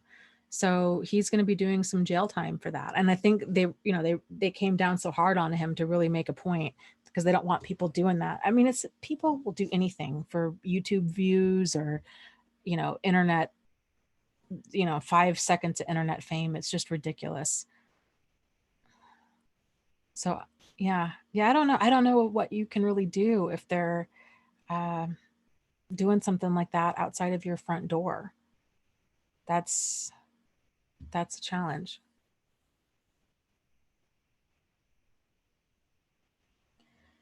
Soli asks Dana, can a narcissistic person really change? Well, I mean, we could debate this, and people will. You're going to get all kinds of answers from all kinds of people. At the end of the day, I think it's important to look at, kind of where are your deal breakers in life in general with people, and where are your standards. I'll tell you just from personal experience, one of the biggest game changers for me was making my new standard. I don't do crazy making. I don't do it. So if I find myself in it, something needs to change ASAP. I either need to get a different job, I need to get out of that relationship. I need to, if it can't be handled with an assertive conversation, or if it shows a very clear, this person has a lot of emotional immaturity or a lot of just unresolved stuff, and it's obviously going to keep surfacing, then I just can't have that. Like I gotta go. So knowing where your standards and expectations are, for your life, and then realizing you can spend your whole life waiting for somebody to change. And the kicker is, even if they do change, then there's a solid chance that they're not going to be attracted to you or to that dynamic anymore. because they've now changed. So a dynamic, it only works if two people are able to really kind of give each other the support and the space to grow and change. And in similar ways, if one person makes like massive change, they take on a different religion, for example, or they are, I don't know, they start drinking excessively or something major happens, then those two people, that relationship, uh, it's changed in a way that's it's very sudden and it's very imbalanced. So, can a person change? Potentially. I don't even think that's the question necessarily to focus on. It's more of where are your standards, where are your boundaries, where are your deal breakers, how much time and energy and money are you willing to throw at this relationship? Where is your line in the sand? Because I'm just going to play devil's advocate here. What if I were to say, oh, yes, absolutely. The latest science says that narcissists can change. Okay, then what? Then what? Because we could say that we know, I think a good kind of parallel to that is alcoholism. Can this alcoholic person, can they really get sober? Yeah, they can. Do they want to? And how bad do they want to? And what are they willing to do to get sober and to stay sober? And how long are you willing to wait? And not only that, are you willing to go through the whole process of rebuilding trust and everything else with it? What tends to happen in terms of, especially when you're talking about like addiction or alcoholism, is, and I say this because I think it's easier to see than it is more so than personality issues. With addiction of any kind, what happens when that's now introduced in the relationship, then the focus of the partner, you have, let's say, you have the person who's addicted and then you have their partner. For the partner, their focus now becomes on, well, we've got to get rid of this addiction. We've got to get them to change. We've got to get them and they're so focused on getting this behavior to stop that they don't even realize that there is no relationship there. And so they spend the next 5 years, 10 years, 20 years trying to get this person sober, trying to, getting them into rehab and arguing and hoping and thinking, boy, if that alcoholism, if they could just stop drinking, then everything would be fine. And the vast majority of the time, what ends up happening after that person does have this issue under control, their partner realizes, oh my gosh, now that you're sober, I realize we don't have anything in common anymore. Like I was so focused on trying to get you to change that I didn't even realize that our whole relationship had changed. There's nothing there. There's no trust there. There's no emotional safety there. We don't even have the same kinds of hobbies anymore. Like there's nothing there. And so it's very much the same thing with an abusive relationship. People have feelings for this person, then the abuse starts up. And they tend to think if they just stop being abusive in whatever, verbally, emotionally, physically, you name it, if they just stop being abusive, then everything would be fine. Or if they just stop cheating, everything would be fine. And generally, they never get to that part where that person actually stops, like fully stops that behavior. But sometimes, let's say, even if a person acts the part of okay, I'm now faithful. I know they have this long-standing history of cheating and lying and doing all kinds of stuff, but now they're actually faithful. And then the person realizes, gosh, you know what? Now I'm left still picking up the pieces. I don't trust them. There's no emotional safety there. I'm always afraid, when is the other shoe going to drop? When are they going to leave me again? When are they going to yell at me? When are they going to do whatever? Like that's not a relationship.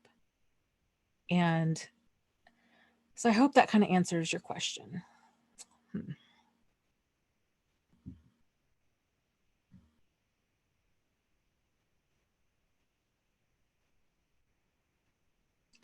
Okay.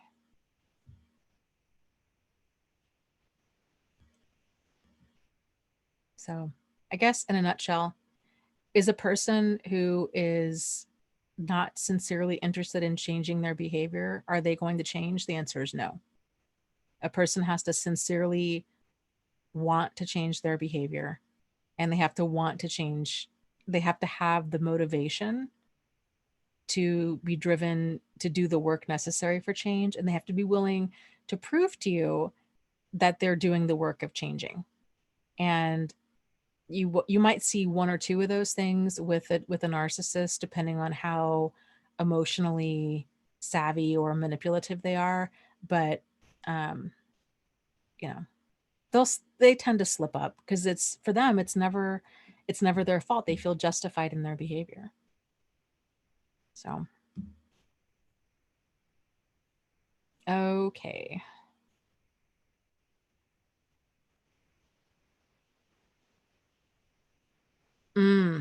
Soli says, Dana, unfortunately, it's my 20-year-old daughter. I had to kick her out of the house. I can't let her ever move back. Yeah. Well, yes, that's a different level of heartbreak when it is a child. I can only imagine. However, she's 20 years old, and I am a big believer in, the two most important things a parent can give a child are roots and wings. And she's 20 years old. It's time.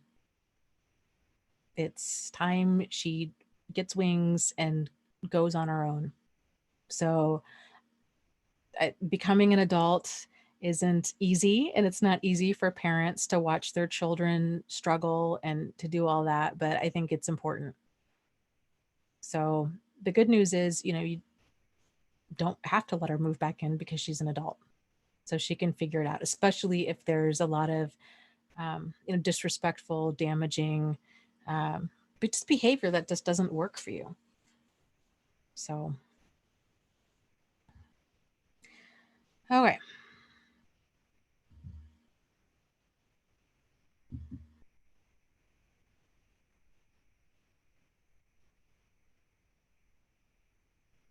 Mm. Karen says, wow, that was helpful to see what I did. If only he would stop being abusive, to if only he would stop drinking. Wow. It took a real long time to heal from all that destruction. Yeah.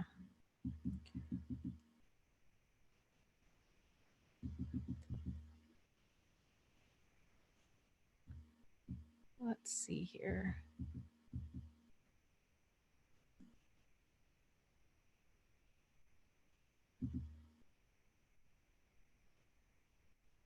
Karen says, I went from abuse to alcoholic relationships back to back. And this is a good time if we find ourselves in problematic relationship after problematic relationship to think about what the first like a couple weeks of those relationships, what really hooked you in? Was it, and what happened before? So before it was the abusive relationship, was it long term, was it short term? um kind of what was that about? So if a person's feeling scared, they're feeling vulnerable in some way, they're feeling unloved, they're lonely, they're scared, they're overwhelmed, they're kind of, they're just at a vulnerable place in their life, especially after an abusive relationship, when a person's judgment is not going to be solid because they've been abused. And there's all kind, and an abusive relationship is a manipulative relationship, and a manipulative relationship is an abusive relationship. So there's all kinds of psychological damage that's been done that they don't even realize it. A lot of the just being exposed to that kind of dysfunctional mindset of a person who has no accountability. They blame everything on you. Oh, I wouldn't have had to yell at you or hit you or do all these things had you not turned on country music. I hate country music. I wouldn't have had to um I wouldn't have had to do XYZ if you hadn't had done XYZ, kind of a thing.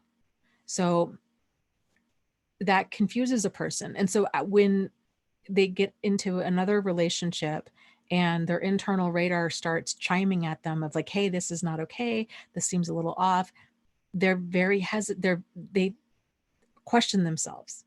You know, what's wrong with me? Am I making a big deal out of nothing? Am I being too sensitive? You know, nobody's perfect. Just kind of all of the stuff starts surfacing. But and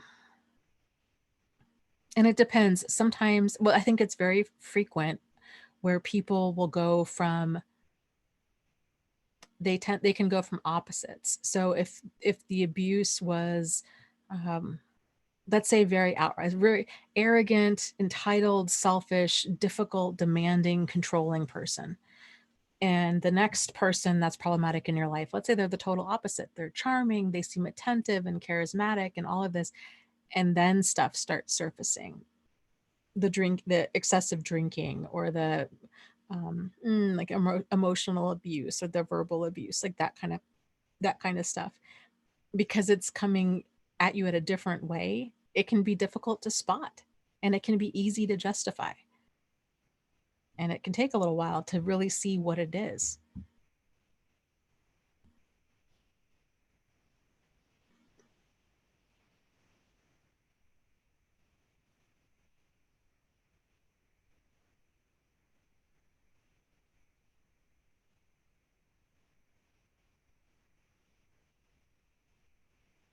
Changing My Life says, I always wonder though if moving our adult kids out too soon is also not appropriate if there is no abuse. My culture says the kids stay longer. You know, I know culture plays a big part in it. My dad's side of the family, they're Italian, and that culture, it's basically you stay at home till you're married. So like my uncle stayed at home till he was 40, until he got married. Um, and that's common. All of my cousins stayed at home until they got married. And I was out of the house at 17. So, you know, it's one of those things. It just depends. I think here's just my 2 cents on it, okay? If you're going to have adult children living at home, I think it's important to give them, to realize that your goal as a parent is to program your child, is to prepare them for the world. That's your goal as the parent, right? It's not to keep them protected. It's not to keep them in the nest. It's to get them out there to fly. It's to empower them and to get them out on their own. And hopefully, as the programming part of it all, the healthy, kind of well-adjusted, you're preparing them for life. You're not protecting them from life, you're preparing them for it. And then you're getting them out on their own. And then you're kind of there, sort of like when they're riding a bike, right? You know, you take the training wheels off for the first time, and then you see the bike kind of wobbling down the street as they go, and you're just a nervous wreck, and you're are they going to make it? Are they going to make it? You're still there if they fall, right? But you're letting them go. So you're not, you're still there in an appropriate way of like, okay, I'm here for you. We can discuss these, but you're coming at it from a way where it's not enabling. So if they get into credit card debt, you're not swooping in to pay it all off for them. You're okay. Let's figure this out. Like, let's learn about, credit reports and credit card use, and coming up with a payment plan and negotiating with your creditors. Like, you're focusing on real life skills, budgeting, these kinds of things. It's not just, you're just going to live at home and, I'm just not a fan of, treating an adult like a child. I just don't think it does them any good whatsoever. It cheats them out of the opportunity to build self-esteem. And like I said, I've seen it in my own family. I've seen it with other adults who were at home for a significant amount of time, and they really struggle with it took them a long time to become independent. And I can't even imagine how hard that must have been for them. So there's value in, giving your child, letting them do what they're capable of doing, and then them realizing, okay, you know what, if you fall down, I'm here for you. We're going to figure this out. You're not alone, but I'm not going to solve your problems for you. So.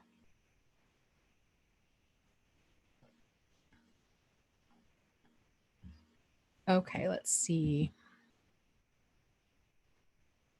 Kiara says, hey, Dana, why do you think it's so hard for people to sit with other people's pain, to acknowledge it and turn towards sadness? I feel so unloved when people do this to me. Are you saying that you feel so unloved when people have a hard time sitting with your pain? That's what I'm getting from that. So I'm just going to answer the question based on that. I think when people have a hard time, this is not a skill that's taught to the average person, right? And if anything, we're all kind of socialized the opposite. If we see somebody that's hurting in some way, that being a good friend or a good person is to run over there and make them feel better. I was watching cartoons the other day. I forget where I was, but my niece and nephew were watching something, and I remember thinking like, oh my God, there's so many messages that I think are well intended, but that, yikes, really kind of teach the wrong thing. So, and plus, okay, so then there's that part. So we're kind of all socialized. If we see somebody that's hurting, we want to make them feel better, but also we tend to do this because it makes us uncomfortable too. So if we see some, especially if we care about the person and they're really feeling down, it can be a knee-jerk reaction to want to take their pain away, not realizing that it can feel very invalidating and very minimizing. So it's difficult. It takes practice, really. It takes practice being able to sit there and not try to problem solve for somebody, and to just sit there and acknowledge and validate them. It can feel like we're not doing enough. Like I somehow need to make them okay. And, but most of us don't, that doesn't help. That unwanted advice doesn't help. It just tends to make things worse. And it's okay to be sad, and it's okay to be angry. It's okay to be hurt. It's okay to feel how we feel. One of the things that can help in these types of situations is letting the other person know, hey, I'm just feeling really bummed out today, and like I don't need you to problem solve or to try to cheer me up. I'm just feeling down, and I'm just feeling down. I'm sure I'll feel up at another point, but right now I'm feeling down. So, please just let me be in this space. Sometimes I think it can help to kind of steer people into letting them know what you need.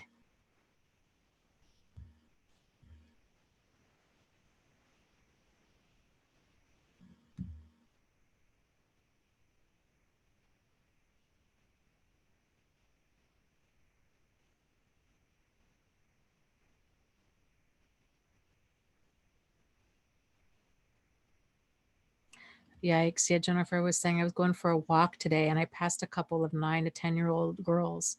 They were talking about how one of their friends are starving themselves to become thinner and prettier. It was really hard to not say anything. I can't believe this whole anorexia mindset is still around. Yeah.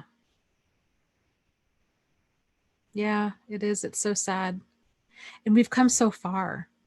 That's what's so kind of discouraging. There's so much more, so many different types of bodies and just different types of people, you know, sizes and shapes and colors and everything of people that are shown nowadays on TV and magazines and all of that, and celebrities. It's so different from the 70s and 80s. And yeah, it is discouraging when you hear that kind of stuff come out of little kids' mouths. I had my niece tell me, I don't know if I told you guys this or not. When I was in Houston, when was it? Like January, February, I was, you know, I don't wear a lot of makeup, but I do wear a little bit. And so I was putting on makeup, and my 8-year-old niece was watching me. And she's like, oh, can you put some of this stuff on my, you know, she wanted me to put makeup on her. And I was explaining to her, you know, that she doesn't need makeup. And then I realized I really needed to watch myself, and because here she is just watching me and just absorbing everything that I'm doing. And so we ended up having this pretty good conversation about it, how, you know, I said, makeup can be nice to cover certain things. I was kind of pointing out like my dark circles. And I said, you know, I said, but it's important that we still feel, that we don't feel ashamed or embarrassed when we're not wearing it, that we still feel like comfortable in our skin without makeup on. I said, please just don't fall into that trap, because makeup can be fun, and it is fun to put colors on your face, but it can become a problem if we start feeling less than without makeup on. And that's really easy to do, because especially with makeup, when you don't wear it, if you wear a lot of it, and you're not even a lot, if you wear it and then don't wear it, people are like, oh, what's wrong with you? Are you tired? Are you sick? Are you whatever? And then it makes you super self-conscious. And you know, so yeah, the stuff that we teach kids consciously and subconsciously, it's scary.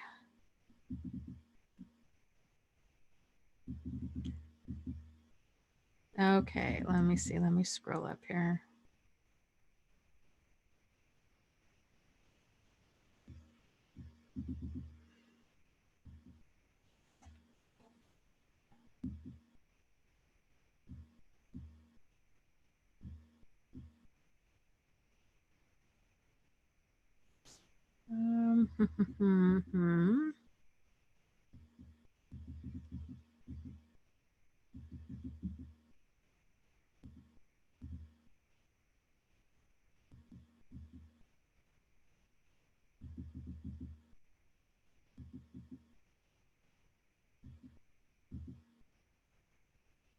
Solely was saying, you know, basically kind of some good points I'd brought up about, you know, the daughter and kids moving back home and stuff. And that might be an angle that you want to focus on. So if she does call, and you know, she does call you and like, oh, you know, I need a plate, but you know it's not going to work, you know, because her attitude is just, it's, you know, it's one of entitlement and all of this, to just say like, you know what, kiddo, I love you, I believe in you, I am more than willing to help you problem solve this. I have complete faith and trust in your ability as an adult to figure it out. I think you know as well as I do that it's not good for us to live under the same roof. Like, it's not going to end well. But I'm on your side. I want to see you succeed. Let's figure out another plan. And then have that conversation. Odds, I mean, there's a good chance she's not going to want to have that and get upset and hang up on you. But, you know, it's okay to hold that line.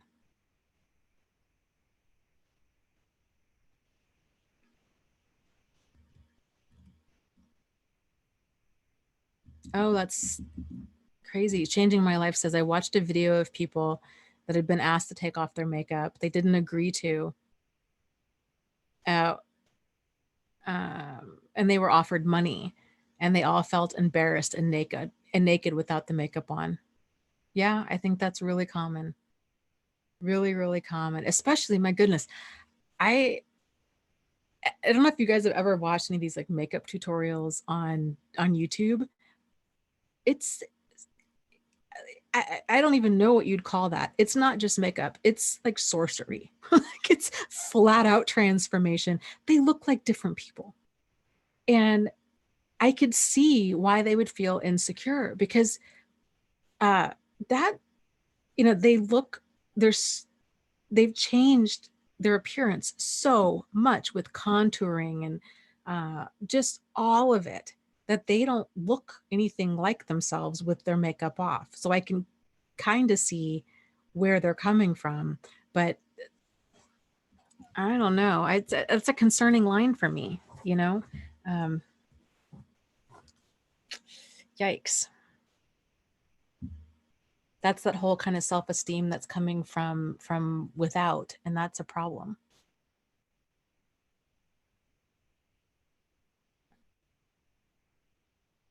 Okay, let's see. Let me scroll up here.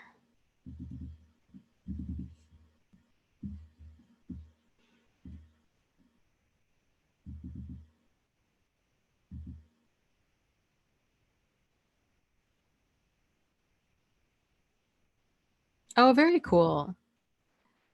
Maui Chickadee, that's a cute name. Says, "Hi, I'm actually content in my life now, but I have experienced this subject in the past and I would just like to show my support." Awesome. Well, thank you so much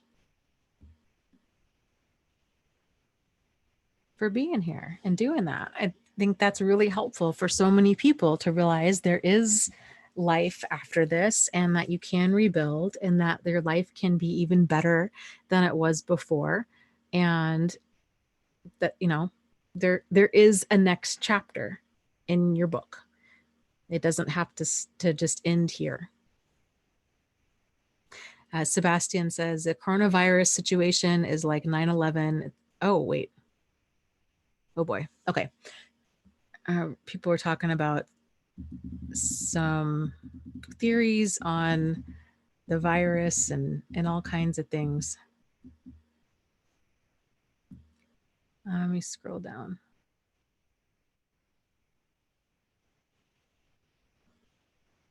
Yeah, I feel the same way, Jennifer. She says, uh, makeup tutorials on YouTube are so addictive, but I can't help but think there's something unhealthy about them in a way. I don't know what it is, but there's also something relaxing about watching people put on makeup. Yeah, I agree. I guess I didn't realize how, uh, I don't know, highly skilled, maybe is the phrase I'm looking for, makeup tutorials were. I just didn't realize people were changing their appearance like that much. I mean, it's not even stage makeup. It's like special effects makeup. I mean, radically different. There's one woman, and I don't know how to pronounce her name correctly, like Guar, Goar, Guar, something or other. She's a makeup artist. I think she's in the Middle East somewhere, and she is phenomenal, the work that she does. So it is, I get it. My niece and I will sit there and watch these different videos just because it's entertaining, but uh you know it's wild to see the difference there.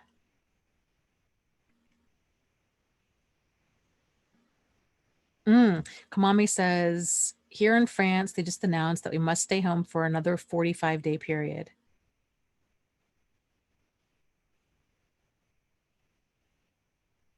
Wow.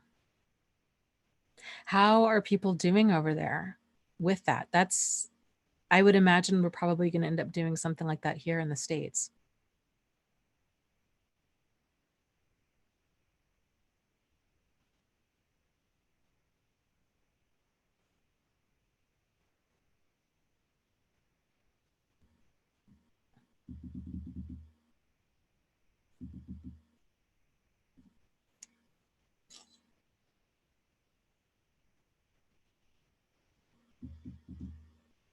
Hmm.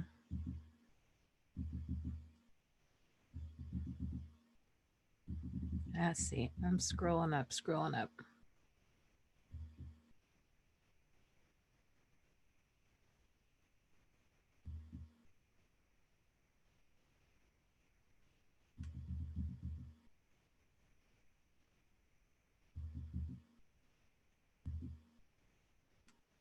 Okay, let's see. Bonnie's asking, I heard Scotland was in lockdown.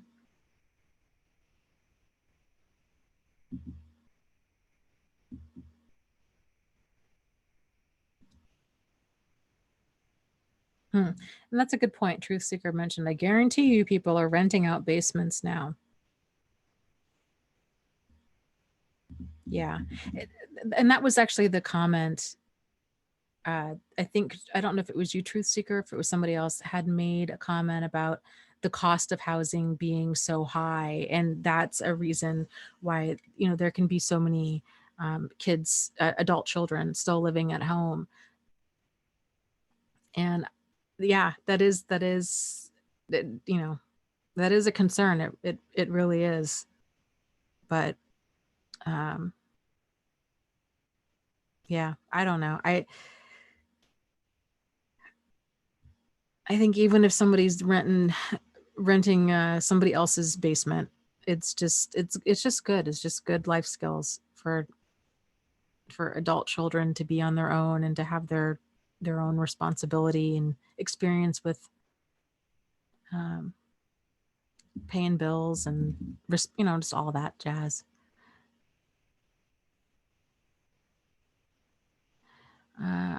Thanks, Sebastian. I am. He says, Dana, I'm sorry for the political comment. I'm speaking about narcissistic abuse. Your support helped me those years. I know you too passed a hard time with family situation, and I hope you're better now. Yes, it's, kind of just been one thing after another, but, such is life. How are you doing? How are you doing? I know last time you were here that I remember talking to you, you were really struggling with a tremendous amount of anger. Just understandable, completely understandable.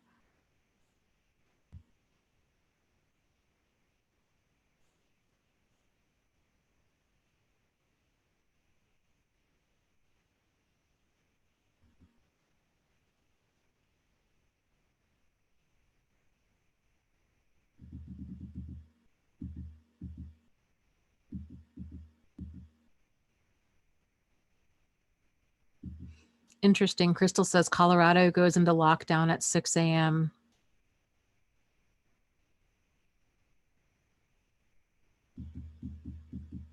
Jennifer says Trump wants things back to normal by Easter. I don't know how, since the US hasn't hit the curve yet. I don't know how either. And not only do I not think, not only have we not hit the curve yet, my concern is I don't even think we have a good grasp on the virus at all. I was looking at one chart, it was saying in order to really get this thing under control, like 80% of people need to stay at home. And right now they're saying that max is about 70%, which I don't even know if it's that. Like there's still quite a few people out and about. So I don't know. And Kamami says, oh my gosh, the French people are losing their mind over the additional 45-day quarantine. Angie and I were talking about this quarantine, the world's going through. We were talking about it yesterday in the live stream. And one of the things that has been going through my mind lately is, okay, we're here, right? We're in quarantine. The virus is here. It's real. It's scary. What do we have control over? What do we not have control over? Right. So if we're going to just have a new normal for a while, if we're going to be inside, or time outside is going to be really limited for the next, let's just say 2 months. Thinking about, okay, 2 months from now, what could you accomplish during that time? I almost think it would be kind of neat to really run with this idea online and see if we could, as human beings, what can you do in 2 months? How much of another language can you learn? How much of a skill, how much guitar can you learn? How many recipes can you learn to cook? Like how can you improve yourself in the next 2 months? So instead of just sitting at home, kind of staring out the window, uh, or just twiddling our thumbs, what can we do? And what would be fun to do? So kind of thinking of it from that perspective of, yeah, how can we really make the most of this time? And and if you have to work, if you have to do these things, even how can you become a better a friend, a better partner, a better sibling, just more engaged? How can you how can you what can you do during this time to kind of put out just good energy, I guess, into the world or into yourself? It'll give, I think it gives hope, and it gives a person something to focus on and steer into, which I think is really important during times of panic and crisis, when we're needing that safety and stability. So I would just encourage you guys to think about that, some sort of empowering, fun hobby to steer into. Oh, good. Changing My Life says, yeah, got my kids Duolingo after your live stream. They love it. They spend so much time on there. I never thought they were that interested about learning my language. That's so cool. Whoever designed that app is sheer genius, because it makes learning a language fun. My niece started doing it and wasn't even particularly interested in it, but it just kind of hooks you in because it feels more of like a game than anything else. So that's really cool. I'm glad that they're enjoying it. For anybody who's listening, Duolingo, it's an app, it's free, and it's a language app. And you can, I think they pretty much have every single language, or at least the main languages out there. So, and you can set the time. So if, let's say you want to learn French, you can set it to practice 5 minutes a day. And it's these little exercises, and it is fun. You get going on it.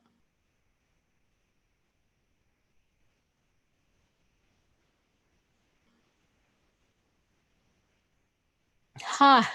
Brian says, I'm busy writing a new book of recipes for cooking with toilet paper for those who spent all of their money on it. No joke, right? That's hilarious.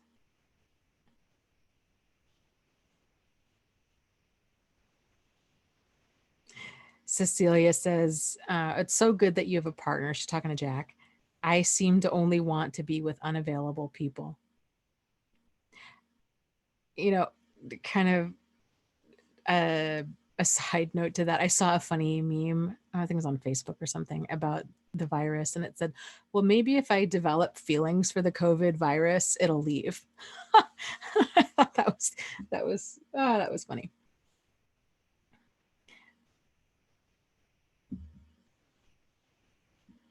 But yeah, that's worth examining if you find yourself continually attracted to unavailable people. My guess is that registering somewhere along the line is safe.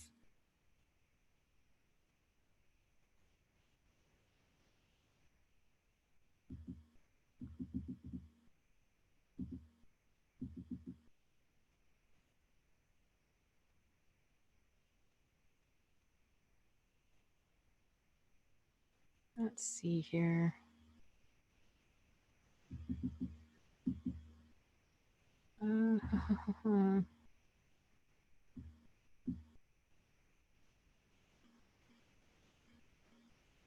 Truth Seeker says, why not quarantine the vulnerable and retired rather than our working people? Something's fishy.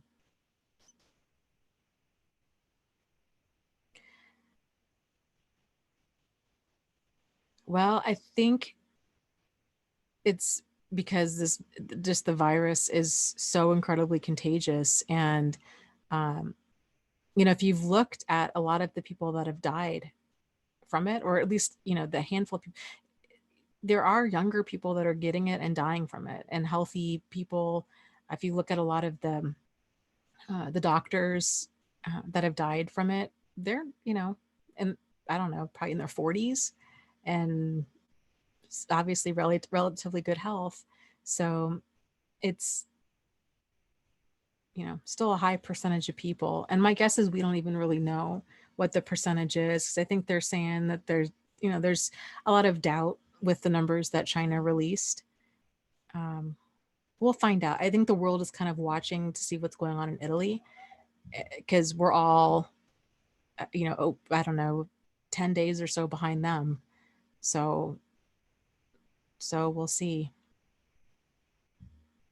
But yeah, it's just scary stuff.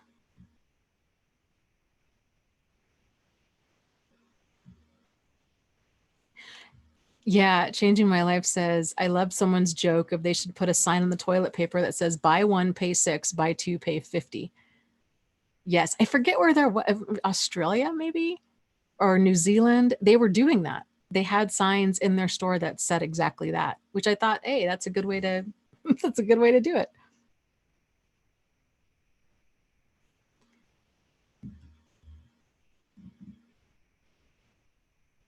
Yeah, I agree. Truth Seeker says it's a bizarre time. Yeah, it really, really is.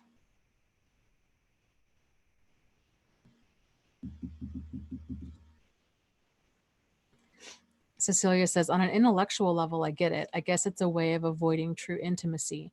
I don't think I attract narcissists. I think I'm afraid of emotional, available folks, and I'm trying to repair a relationship with parents through unavailable people.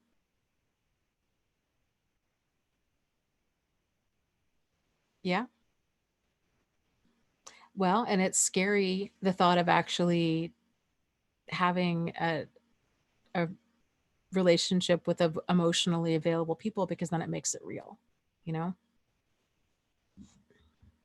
And it sounds so strange to say that, like, okay, well, the problem with all these relationships is that they're not real, that there's so much dysfunction, there's so much, um, so many games that this other person's playing, when we think we're wanting a relationship with them. But the reality is, if they had been completely sincere and honest and open, that requires, you know, a level of like earned vulnerability, basically. And that's scary. That's a really scary space to be in, because people realize, if I'm really open about who I am, kind of warts and all, then what if I'm not accepted? And then I could really be hurt. And that's hard.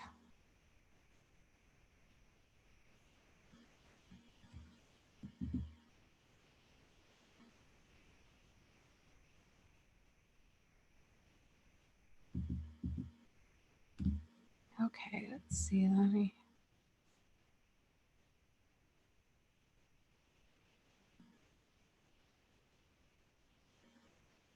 And Sebastian is saying, I have the same problem with the unavailable relationships and the unavailable parents.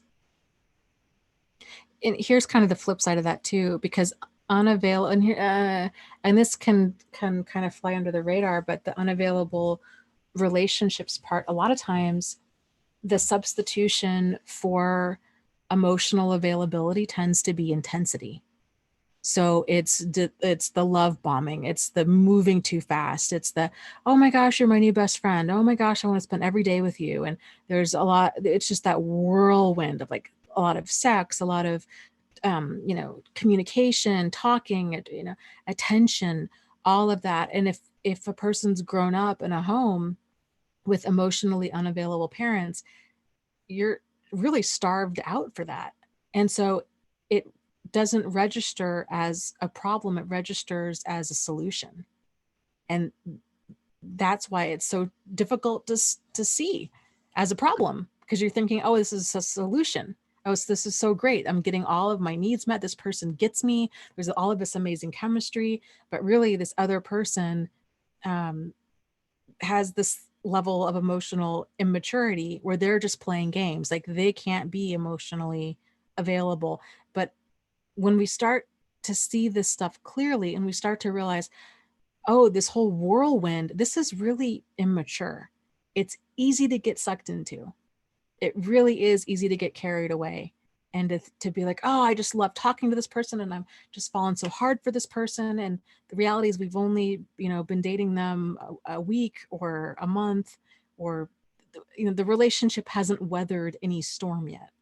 And we're so caught up in everything, that all of our similarities, that we're not focused on other dimensions of life, right? Like what are the things that we don't have in common? How are we going to handle that? How are we going to handle frustration and anger and money and religion and all of the different facets of life? So when we start seeing that intensity as emotion, it's just a state. It's infatuation. It's a stage in all relationships. We all feel it to some degree, but when we see it for what it is and don't get caught up in it, that's when it starts to set you free. Because then you're not mistaking that intensity for sincerity. You realize, oh, this is just that infatuation stage. And then it becomes a red flag if the other person doesn't see it as that. Because then you kind of realize, yikes, as an adult, they should realize that, moving full speed ahead. Oh, I want to move in with you. I'm going to I'm going to give you money. We're going to share a cell phone plan. We're going to be so quick to combine our lives. But at the same time, I don't really know that much about you. It would be like, forming a business with a person that you've only known for a month and being like, oh yeah, we're going to combine our finances, and I'm going to be on the hook for half of everything. But we have no idea what this person's background is, what their experience is, how they handle customers, how they handle inventory or money or any of that. Like it's reckless. So it's so easy to want to go full speed ahead and to think that it is what we've always been waiting for, when in fact it's not. So that's the biggest challenge. And when we start seeing that whirlwind for a problem, it really starts to become unattractive, because we just realize, and then we start telling ourselves, I can't wait till this infatuation phase is over, because I'm excited about getting to know this person. Like, they seem really cool. I want to really get to know the real them, not just the in all the ways we seem to click.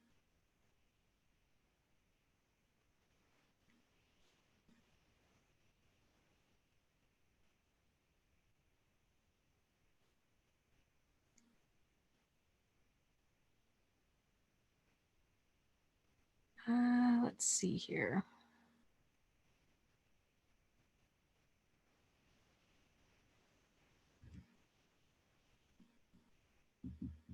Elizabeth says, when I have to deal with a narcissist, I try not to be overly nice so they don't see me as a target. I set boundaries from minute one. Yeah, that's and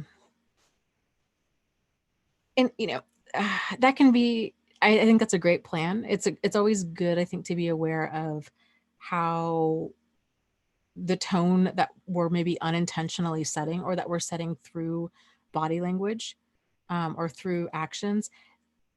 Sometimes we can be aware of it, sometimes we're not. Sometimes the person misreads it, or sometimes they intentionally misread it, or sometimes they just don't care and they're going to be a creepy weirdo.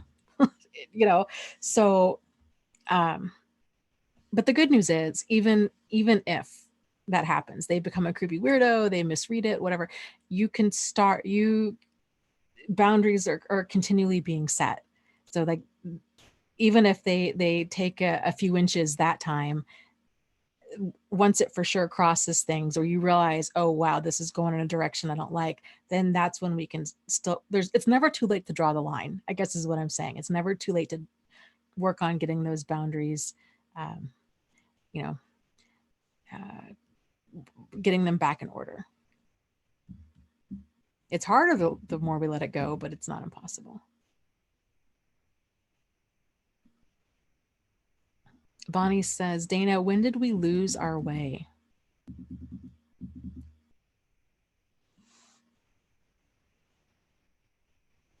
Well, I guess,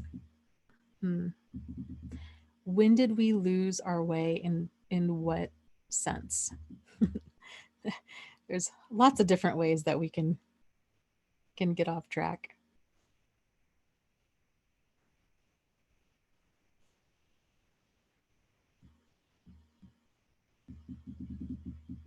I think in terms of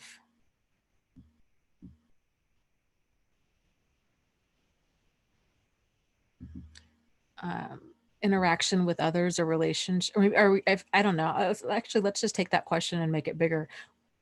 When did we lose our way as people? That I don't know if we ever had a good grasp on any of this emotional health kind of thing. So this stuff's never been taught. You know, you had cultural expectations, and that was probably about as close to, you know, dating protocol as people got. It was just sort of a given, you know, this is what you, I don't know, in whatever culture, this is what you do. You're not unattended with a guy, and, you know, you marry by a certain age, and,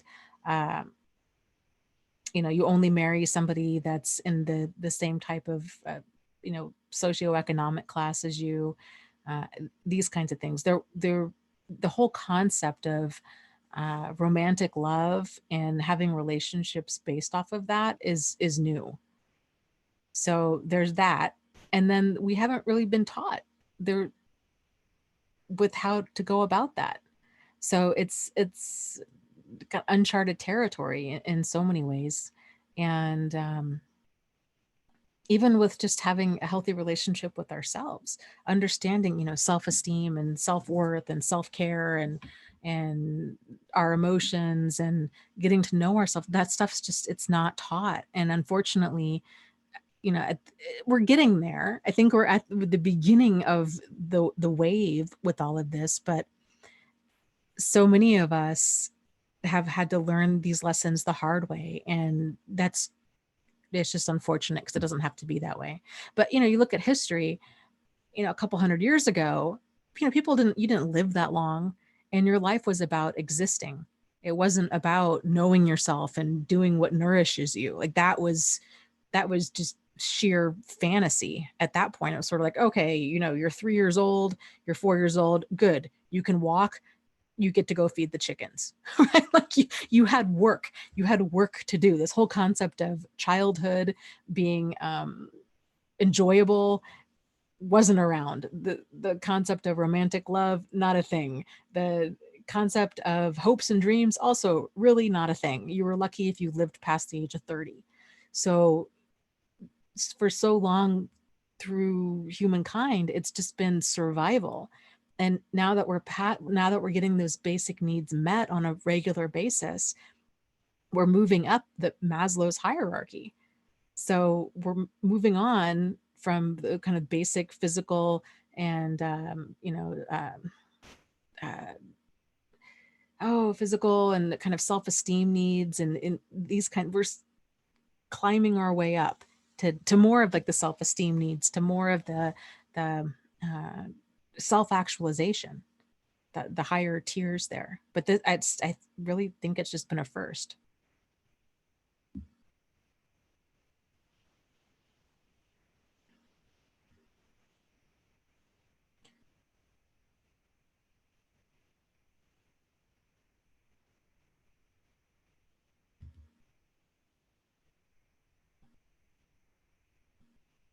Bonnie says, I just had a major narcissist just tell me to look at myself, which is hilarious because she won't look at herself.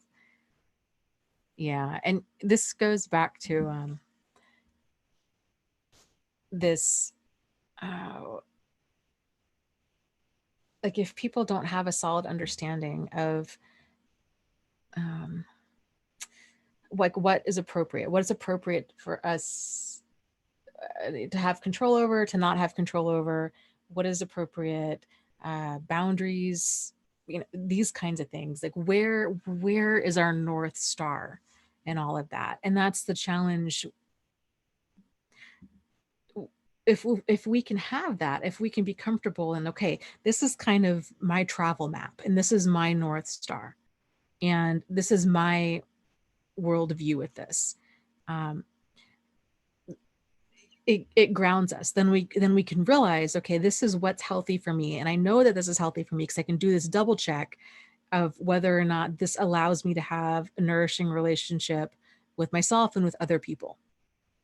And if it's one-sided, then it's off balance. Like, it needs to be adjusted a little bit more. So it's that there's that sense of mutuality there. It's a two-way street.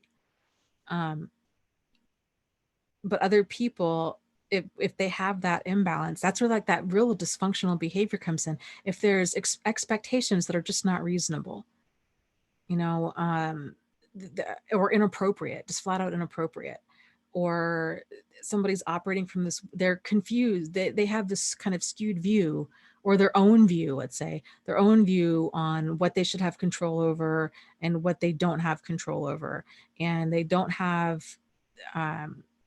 real functional boundaries.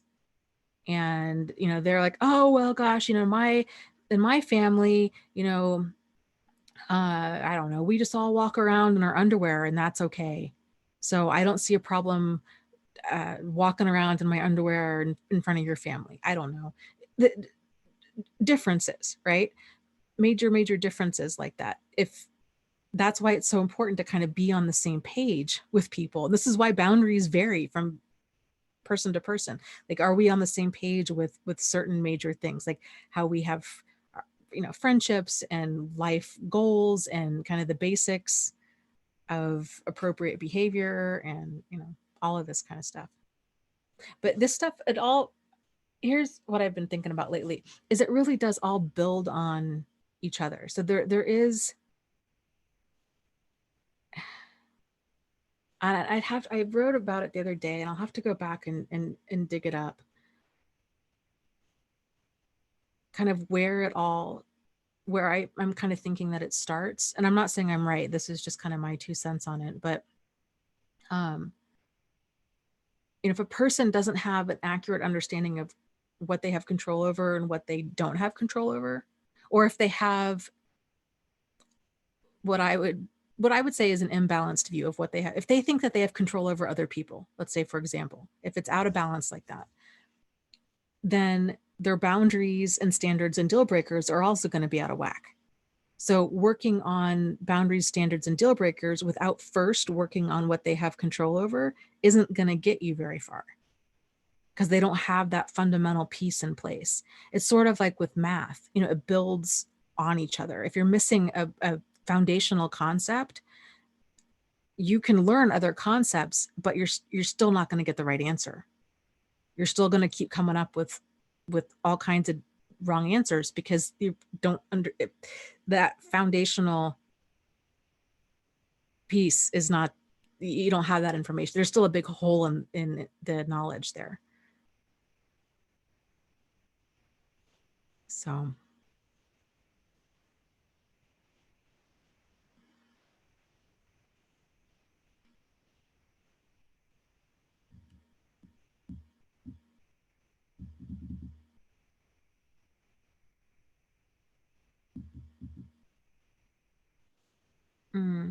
that's horrible. Sebastian says, the thing that makes me so sad is that no one will ever understand the pain my ex-psycho did to me. I cut contact with my brother and his girlfriend because they don't understand and they mock me.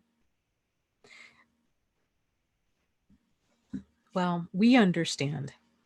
We understand. These relationships are, it just puts you, it's like an emotional meat grinder. It really is. It just really puts you through it. It's really intense and incredibly painful. And, you know, it's one thing for people to not understand. It's another thing for them to actually mock a person when they're obviously hurting. That's just beyond. I mean, that's just unfathomable to me how a person can do that. I get that other people might not get it, but they don't have to get it to have empathy necessarily. I mean, we've all been through some degree of pain. I don't know. So that's not okay. And I don't blame you for getting some distance from them.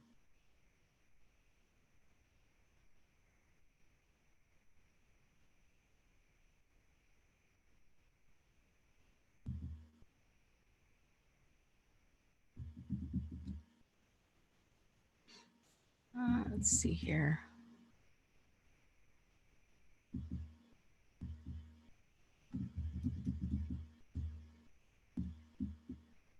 You know, back to what you were saying, Bonnie, with it, gal who was saying, oh, you need to look at yourself. And, but she's not even able to do it either, to look at herself. And I guess maybe I already made this point, but I'm just going to say what I'm thinking. Yeah, when you really do get clarity about that, like you get comfortable when you're able to validate yourself, I guess is what I'm saying. And you're like, okay, you know, I know what appropriate, I have a good grasp on what appropriate behavior is and what it's not. And I know inappropriate behavior. And, you know, I don't need other people to agree with me. So that way, if a person really does have this kind of, you know, imbalanced or just skewed view of things, it's that much easier to not get knocked off balance. Like you were saying, you're like, okay, yeah, okay, you can think whatever you want to think. I don't need to sit here and try to argue my point or get you to see things my way. It's very clear we have two very different understandings on this, and good luck. Good luck and Godspeed. All right, like just go, because you know, yeah, it's the kind of, at the end of the day, it's discerning the difference between good advice and bad advice, really, I guess.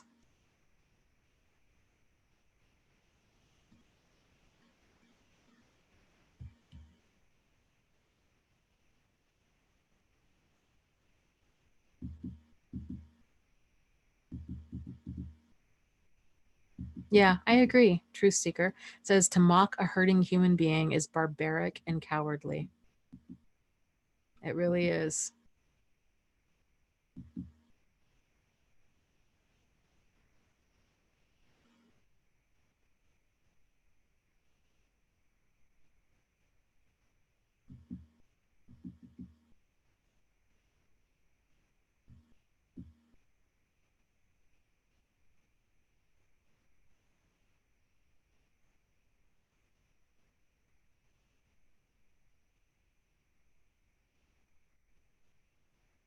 Hmm. JJ saying adult narcissist took advantage of my rescuer adult personality. When I was only 15, I was rescuing 19-year-old woman with 2 kids. And it was a full sexual relationship. Yeah, that's, yes, that is beyond disturbing.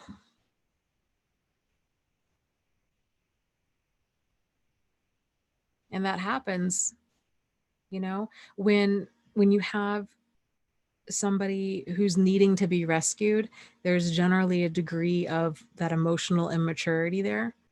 And that emotional immaturity leads them to tend to be attracted or to have more in common with younger people than they would otherwise, regardless of the gender at work.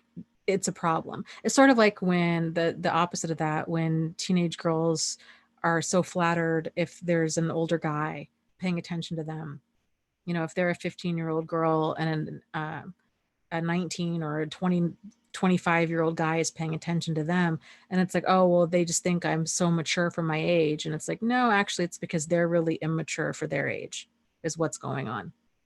Because if they're at that, if they're at the developmentally kind of, I don't know, say appropriate stage in life, a 25-year-old really should not have very much in common with a 15-year-old. Just like a 19-year-old is that should be at a very different place than a 15-year-old if they're kind of developing on track there.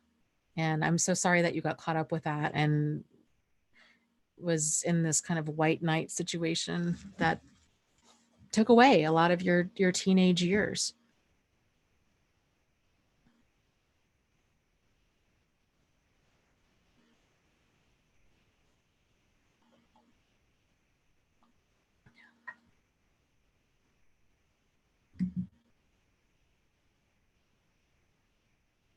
Jennifer says, I've tried to keep a journal several different times in my adult life, and I think I only get like 10 entries in before I start abandoning it.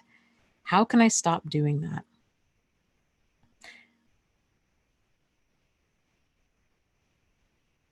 So one of the things that you can do is they have these journals. It's something along the lines of like a line a day journal. The journals that I created only give you like a little bit of space. They only give, I don't even know how many, it's like 3 lines or 5 lines or something every day. So the reason I did that is because it can, when people like journaling type people tend to feel overwhelmed by that. And so then they feel like journaling has to be this event that happens where they have to, sit down and have all of this time for like deeper introspection and all of that. And so then what happens is they go in fits and spurts like that, or they just don't do it. They never get started because it's too much of this massive undertaking. So just telling yourself, okay, I'm going to do a line a day, or answer the same question every day, can help. And you're gonna miss days. I mean, that's just kind of part of it. But if you make it a small task, something that's going to take less than 2 minutes a day, you're going to be more inclined to do it. So it's what was that book? The book Atomic Habits. The author James Clear makes a comment about, and that guy is brilliant. I absolutely just think so highly of him and his work. He made the comment, says a habit has to be established before it can be improved. And that's the benefit to doing things, to starting small. So starting to journal, for doing that 45 seconds, writing a sentence every single day. Today was ... Or you could do the high point today and then the low point today. Just keep it simple. 45 seconds of writing every single day. You get that down, then you can build upon that. Same thing with writing a book, or learning a language, or taking on any type of new skill, learning an instrument. It's the consistency that gives us the results that we want. It's not the fits and spurts where we do massive action one day. We write for 8 hours and then we don't write the rest of the week. It's the habit of writing. And he really talks. I encourage you to look up some videos on Atomic Habits. He is just fantastic. He's an excellent speaker. If you're interested in all of this, it's A+ stuff.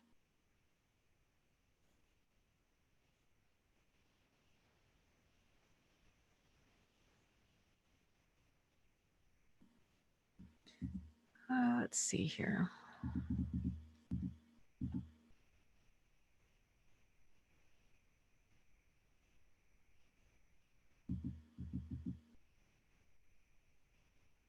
Just Me says, I get the youth adult thing. My first partner was 14 years older than me.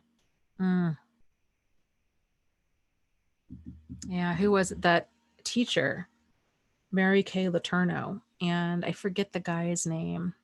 Her student, it's like 13-year-old student, and she got pregnant, and I forget how many kids they have together.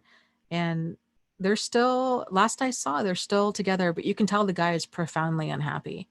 And it's just disgusting how she should be in jail for life. She really should, because that's rape. And she stole his childhood, and she's got something going on, but she's just not in reality. It's just tragic. It's just tragic. And if had the genders been reversed, had it been, however old she was, late 20s male teacher going after a 13-year-old female student, that person would have been lynched, so it's gross how, and I guess it's just a stage in understanding with society, with kind of just understanding men and boys differently. Again, it's kind of for the first time ever, we're now able to have, the basic needs met, that we're able to start seeing, kind of exploring just kind of differences in self-esteem and emotional awareness and appropriate behavior and stereotypes and inappropriate messages that are the way people are socialized and different gender expectations, things like that. We're able to actually explore that, and we have the time to, in the luxury, really first world kind of a thing, to be able to do that. So it's good. I like seeing these issues come to light and be taken on by society. So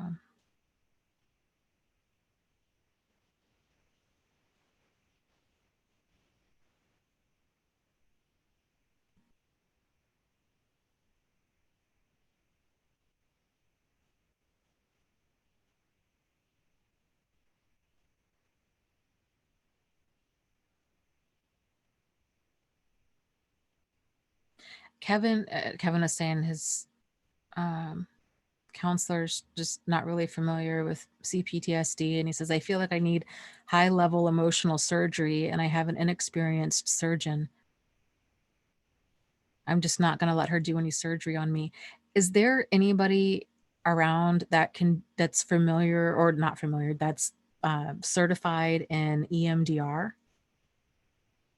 Because that tends to be a therapy that's shown to be really effective with uh, PT, PTSD. So not so much CPTSD, but it helps process trauma.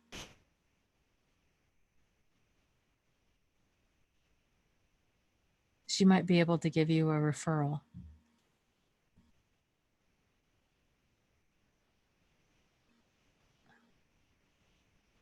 Really? He says, I'm not a huge fan of EMDR.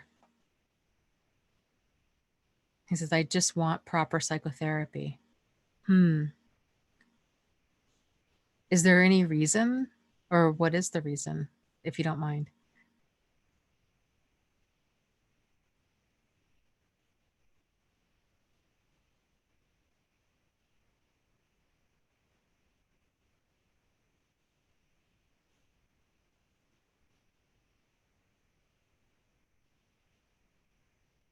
He says, I haven't tried it, but I'm afraid of it. He says, I think it could make things worse. He says, it's kind of like hypnosis or something. And Cecilia says, DBT is good for CPTSD in some cases. Yeah, I think there's a lot that can be gained from DBT as far as emotional regulation, and kind of just the mindfulness component of it.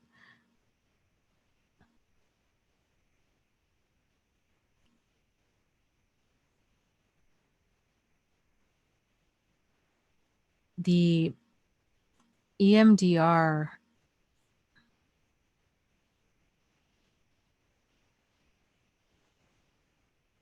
says, I've heard it can be bad for people with serious trauma.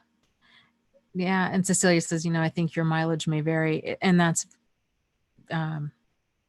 very true with any type of therapy or therapist.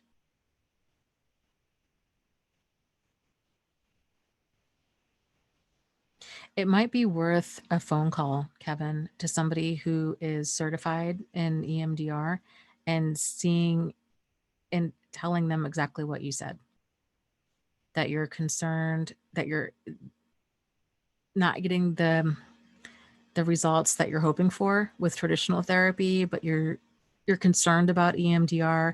This is kind of what you're thinking it might be like, and could the therapist tell you ahead of time before you book a session? Could they tell you about what a session would be like, and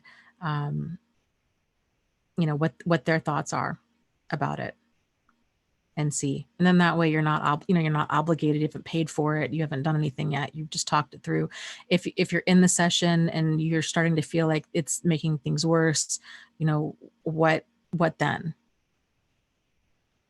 And kind of seeing what they would say. He says, I just really feel more comfortable and think I could make a lot of headway with proper psychotherapy. Yeah. And maybe, you know, if you're kind of feeling that you're at a crossroads, or that you're only going to get as far as you're going to get with this therapist, maybe it is time to look for another one. Because sometimes that happens too, where sort of like I need something a little bit different. And yeah.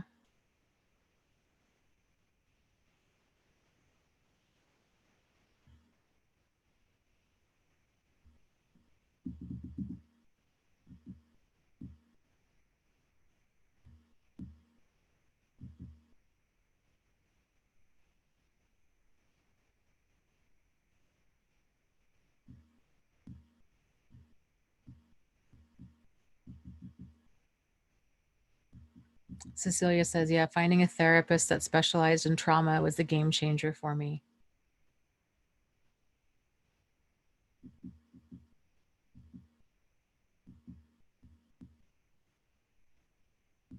Oh, Martha was asking about the Mary Kay Letourneau thing. How old was he when she first abused him? Um, I want to say he was 12 or 13. And she defied court order after court order and just kept getting pregnant. I mean, the whole thing is just beyond upsetting. The level of selfishness on her end is disgusting. It's just disgusting.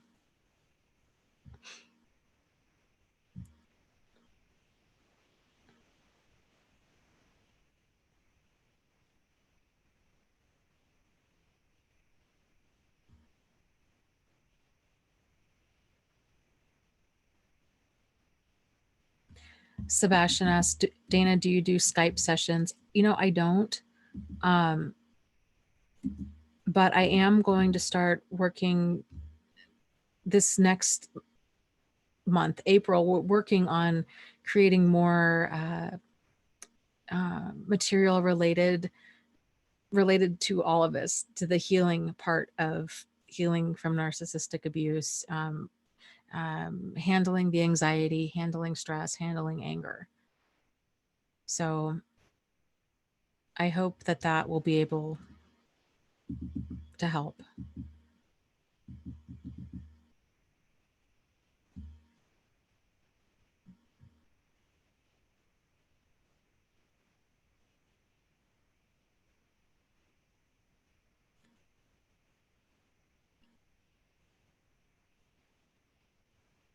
So I guess that, with that said,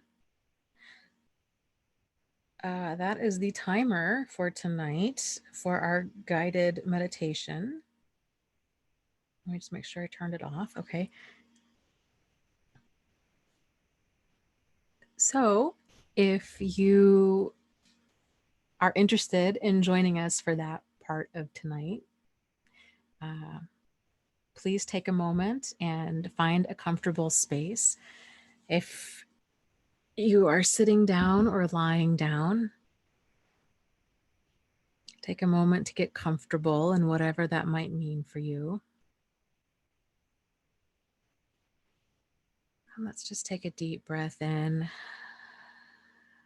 and out.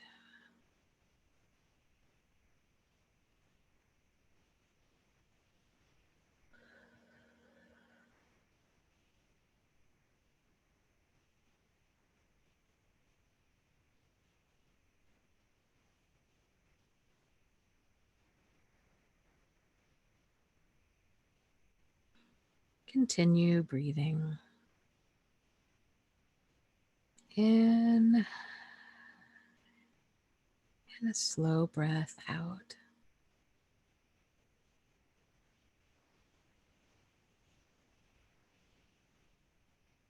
Being fully present in this moment.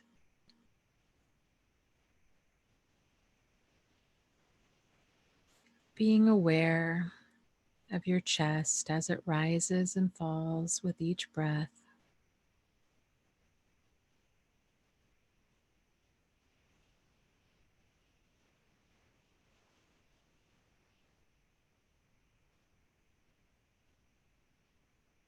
being present in this moment, realizing that there is a lot of good things in this moment.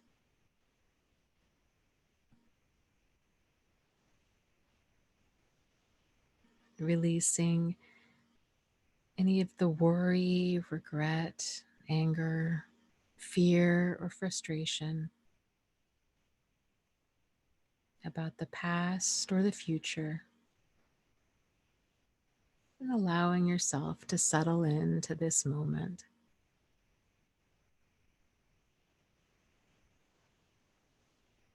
And continuing to breathe.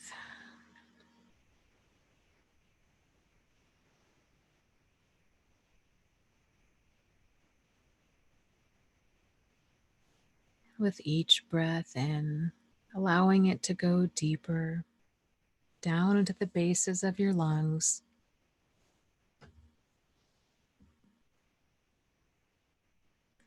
down into your stomach, to where your stomach rises and falls.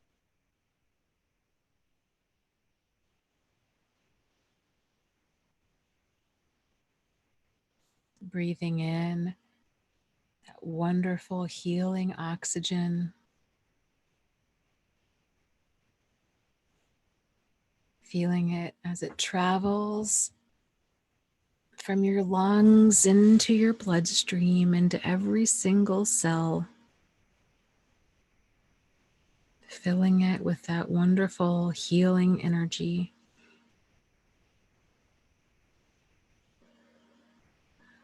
And with each breath out,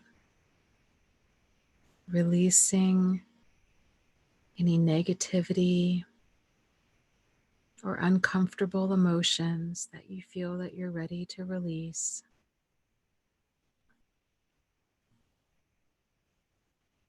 Allowing yourself to feel good and to be at peace in this moment.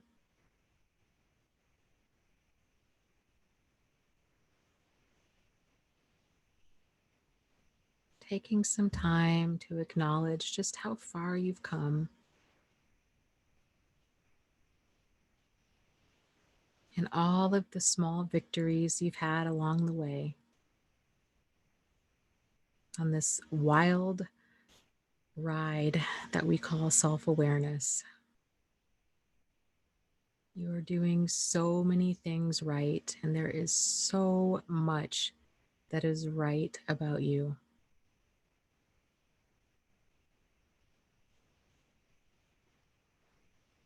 Continuing to breathe.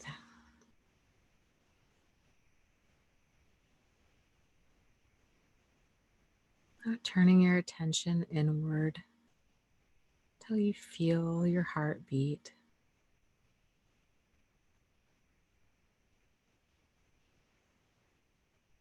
Feeling your pulse, your heart beating in your chest, in your neck, in your arms, and in your legs.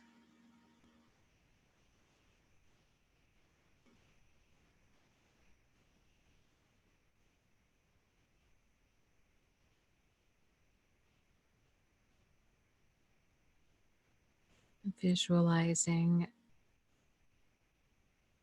a ball. Perhaps it starts off the size of a golf ball, of pure, healing, wonderful energy in the middle of your chest. That ball spins and spins, releasing all kinds of wonderful, just ribbons of light and healing energy.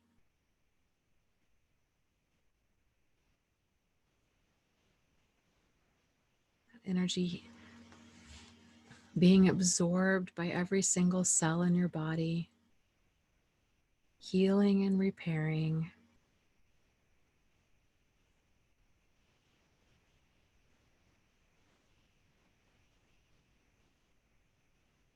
And feeling that warmth and that inner glow of that energy as that ball gets bigger and bigger,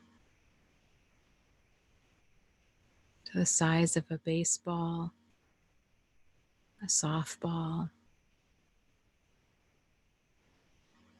a soccer ball, bigger and bigger. That beautiful, pure, almost blinding white light that connects you to everything that's good and right in the world, and everything that's good and right with yourself.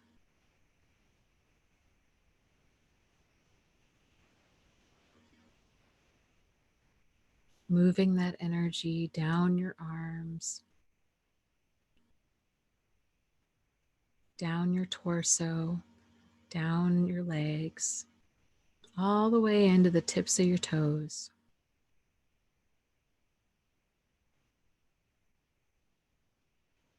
Feeling your body become light as that energy moves through every single cell, up your neck, into your head.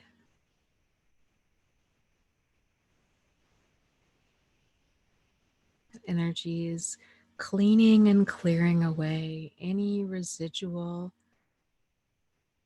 negative energy or stagnant energy that's in your system.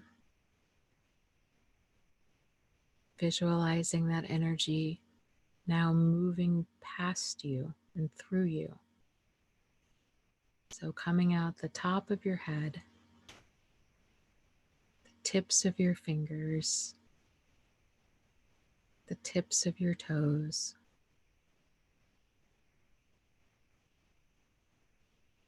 feeling like you're becoming one with everything that's good and right with the world, that you're also a part of that white light.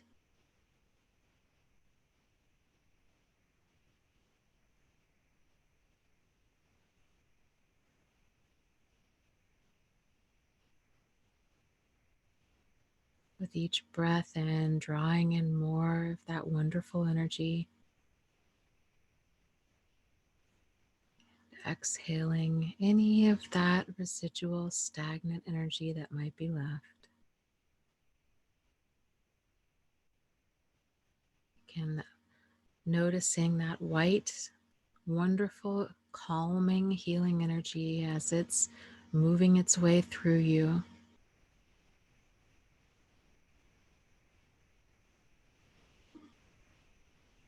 Feeling light as a feather.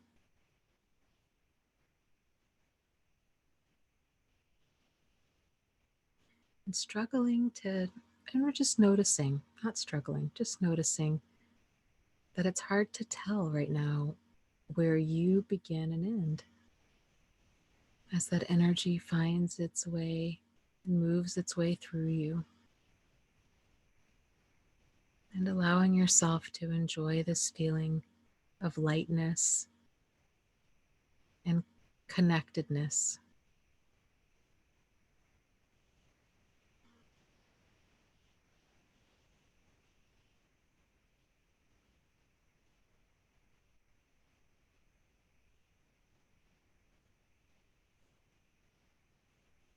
And when you're ready, go ahead and open your eyes and come on back.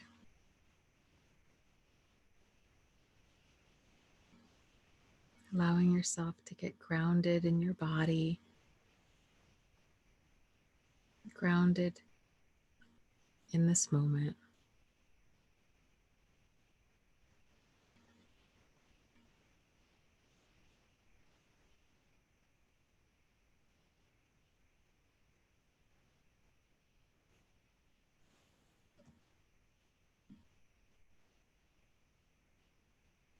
So thank you guys so much for being here tonight.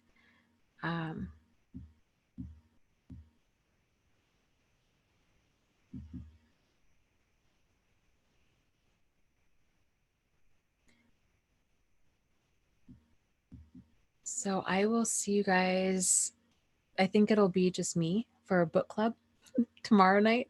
So I think we'll just go with that. We are so long overdue with that. So that'll be the plan. So 6:30 tomorrow night, 6:30 Eastern time, book club on Waking the Tiger by Peter Levine. Really great book. So I will see you guys tomorrow night. Uh, Lots of love to you. You are not alone. You are not crazy, and you really can move forward and heal from this. So take care and have a wonderful rest of your evening.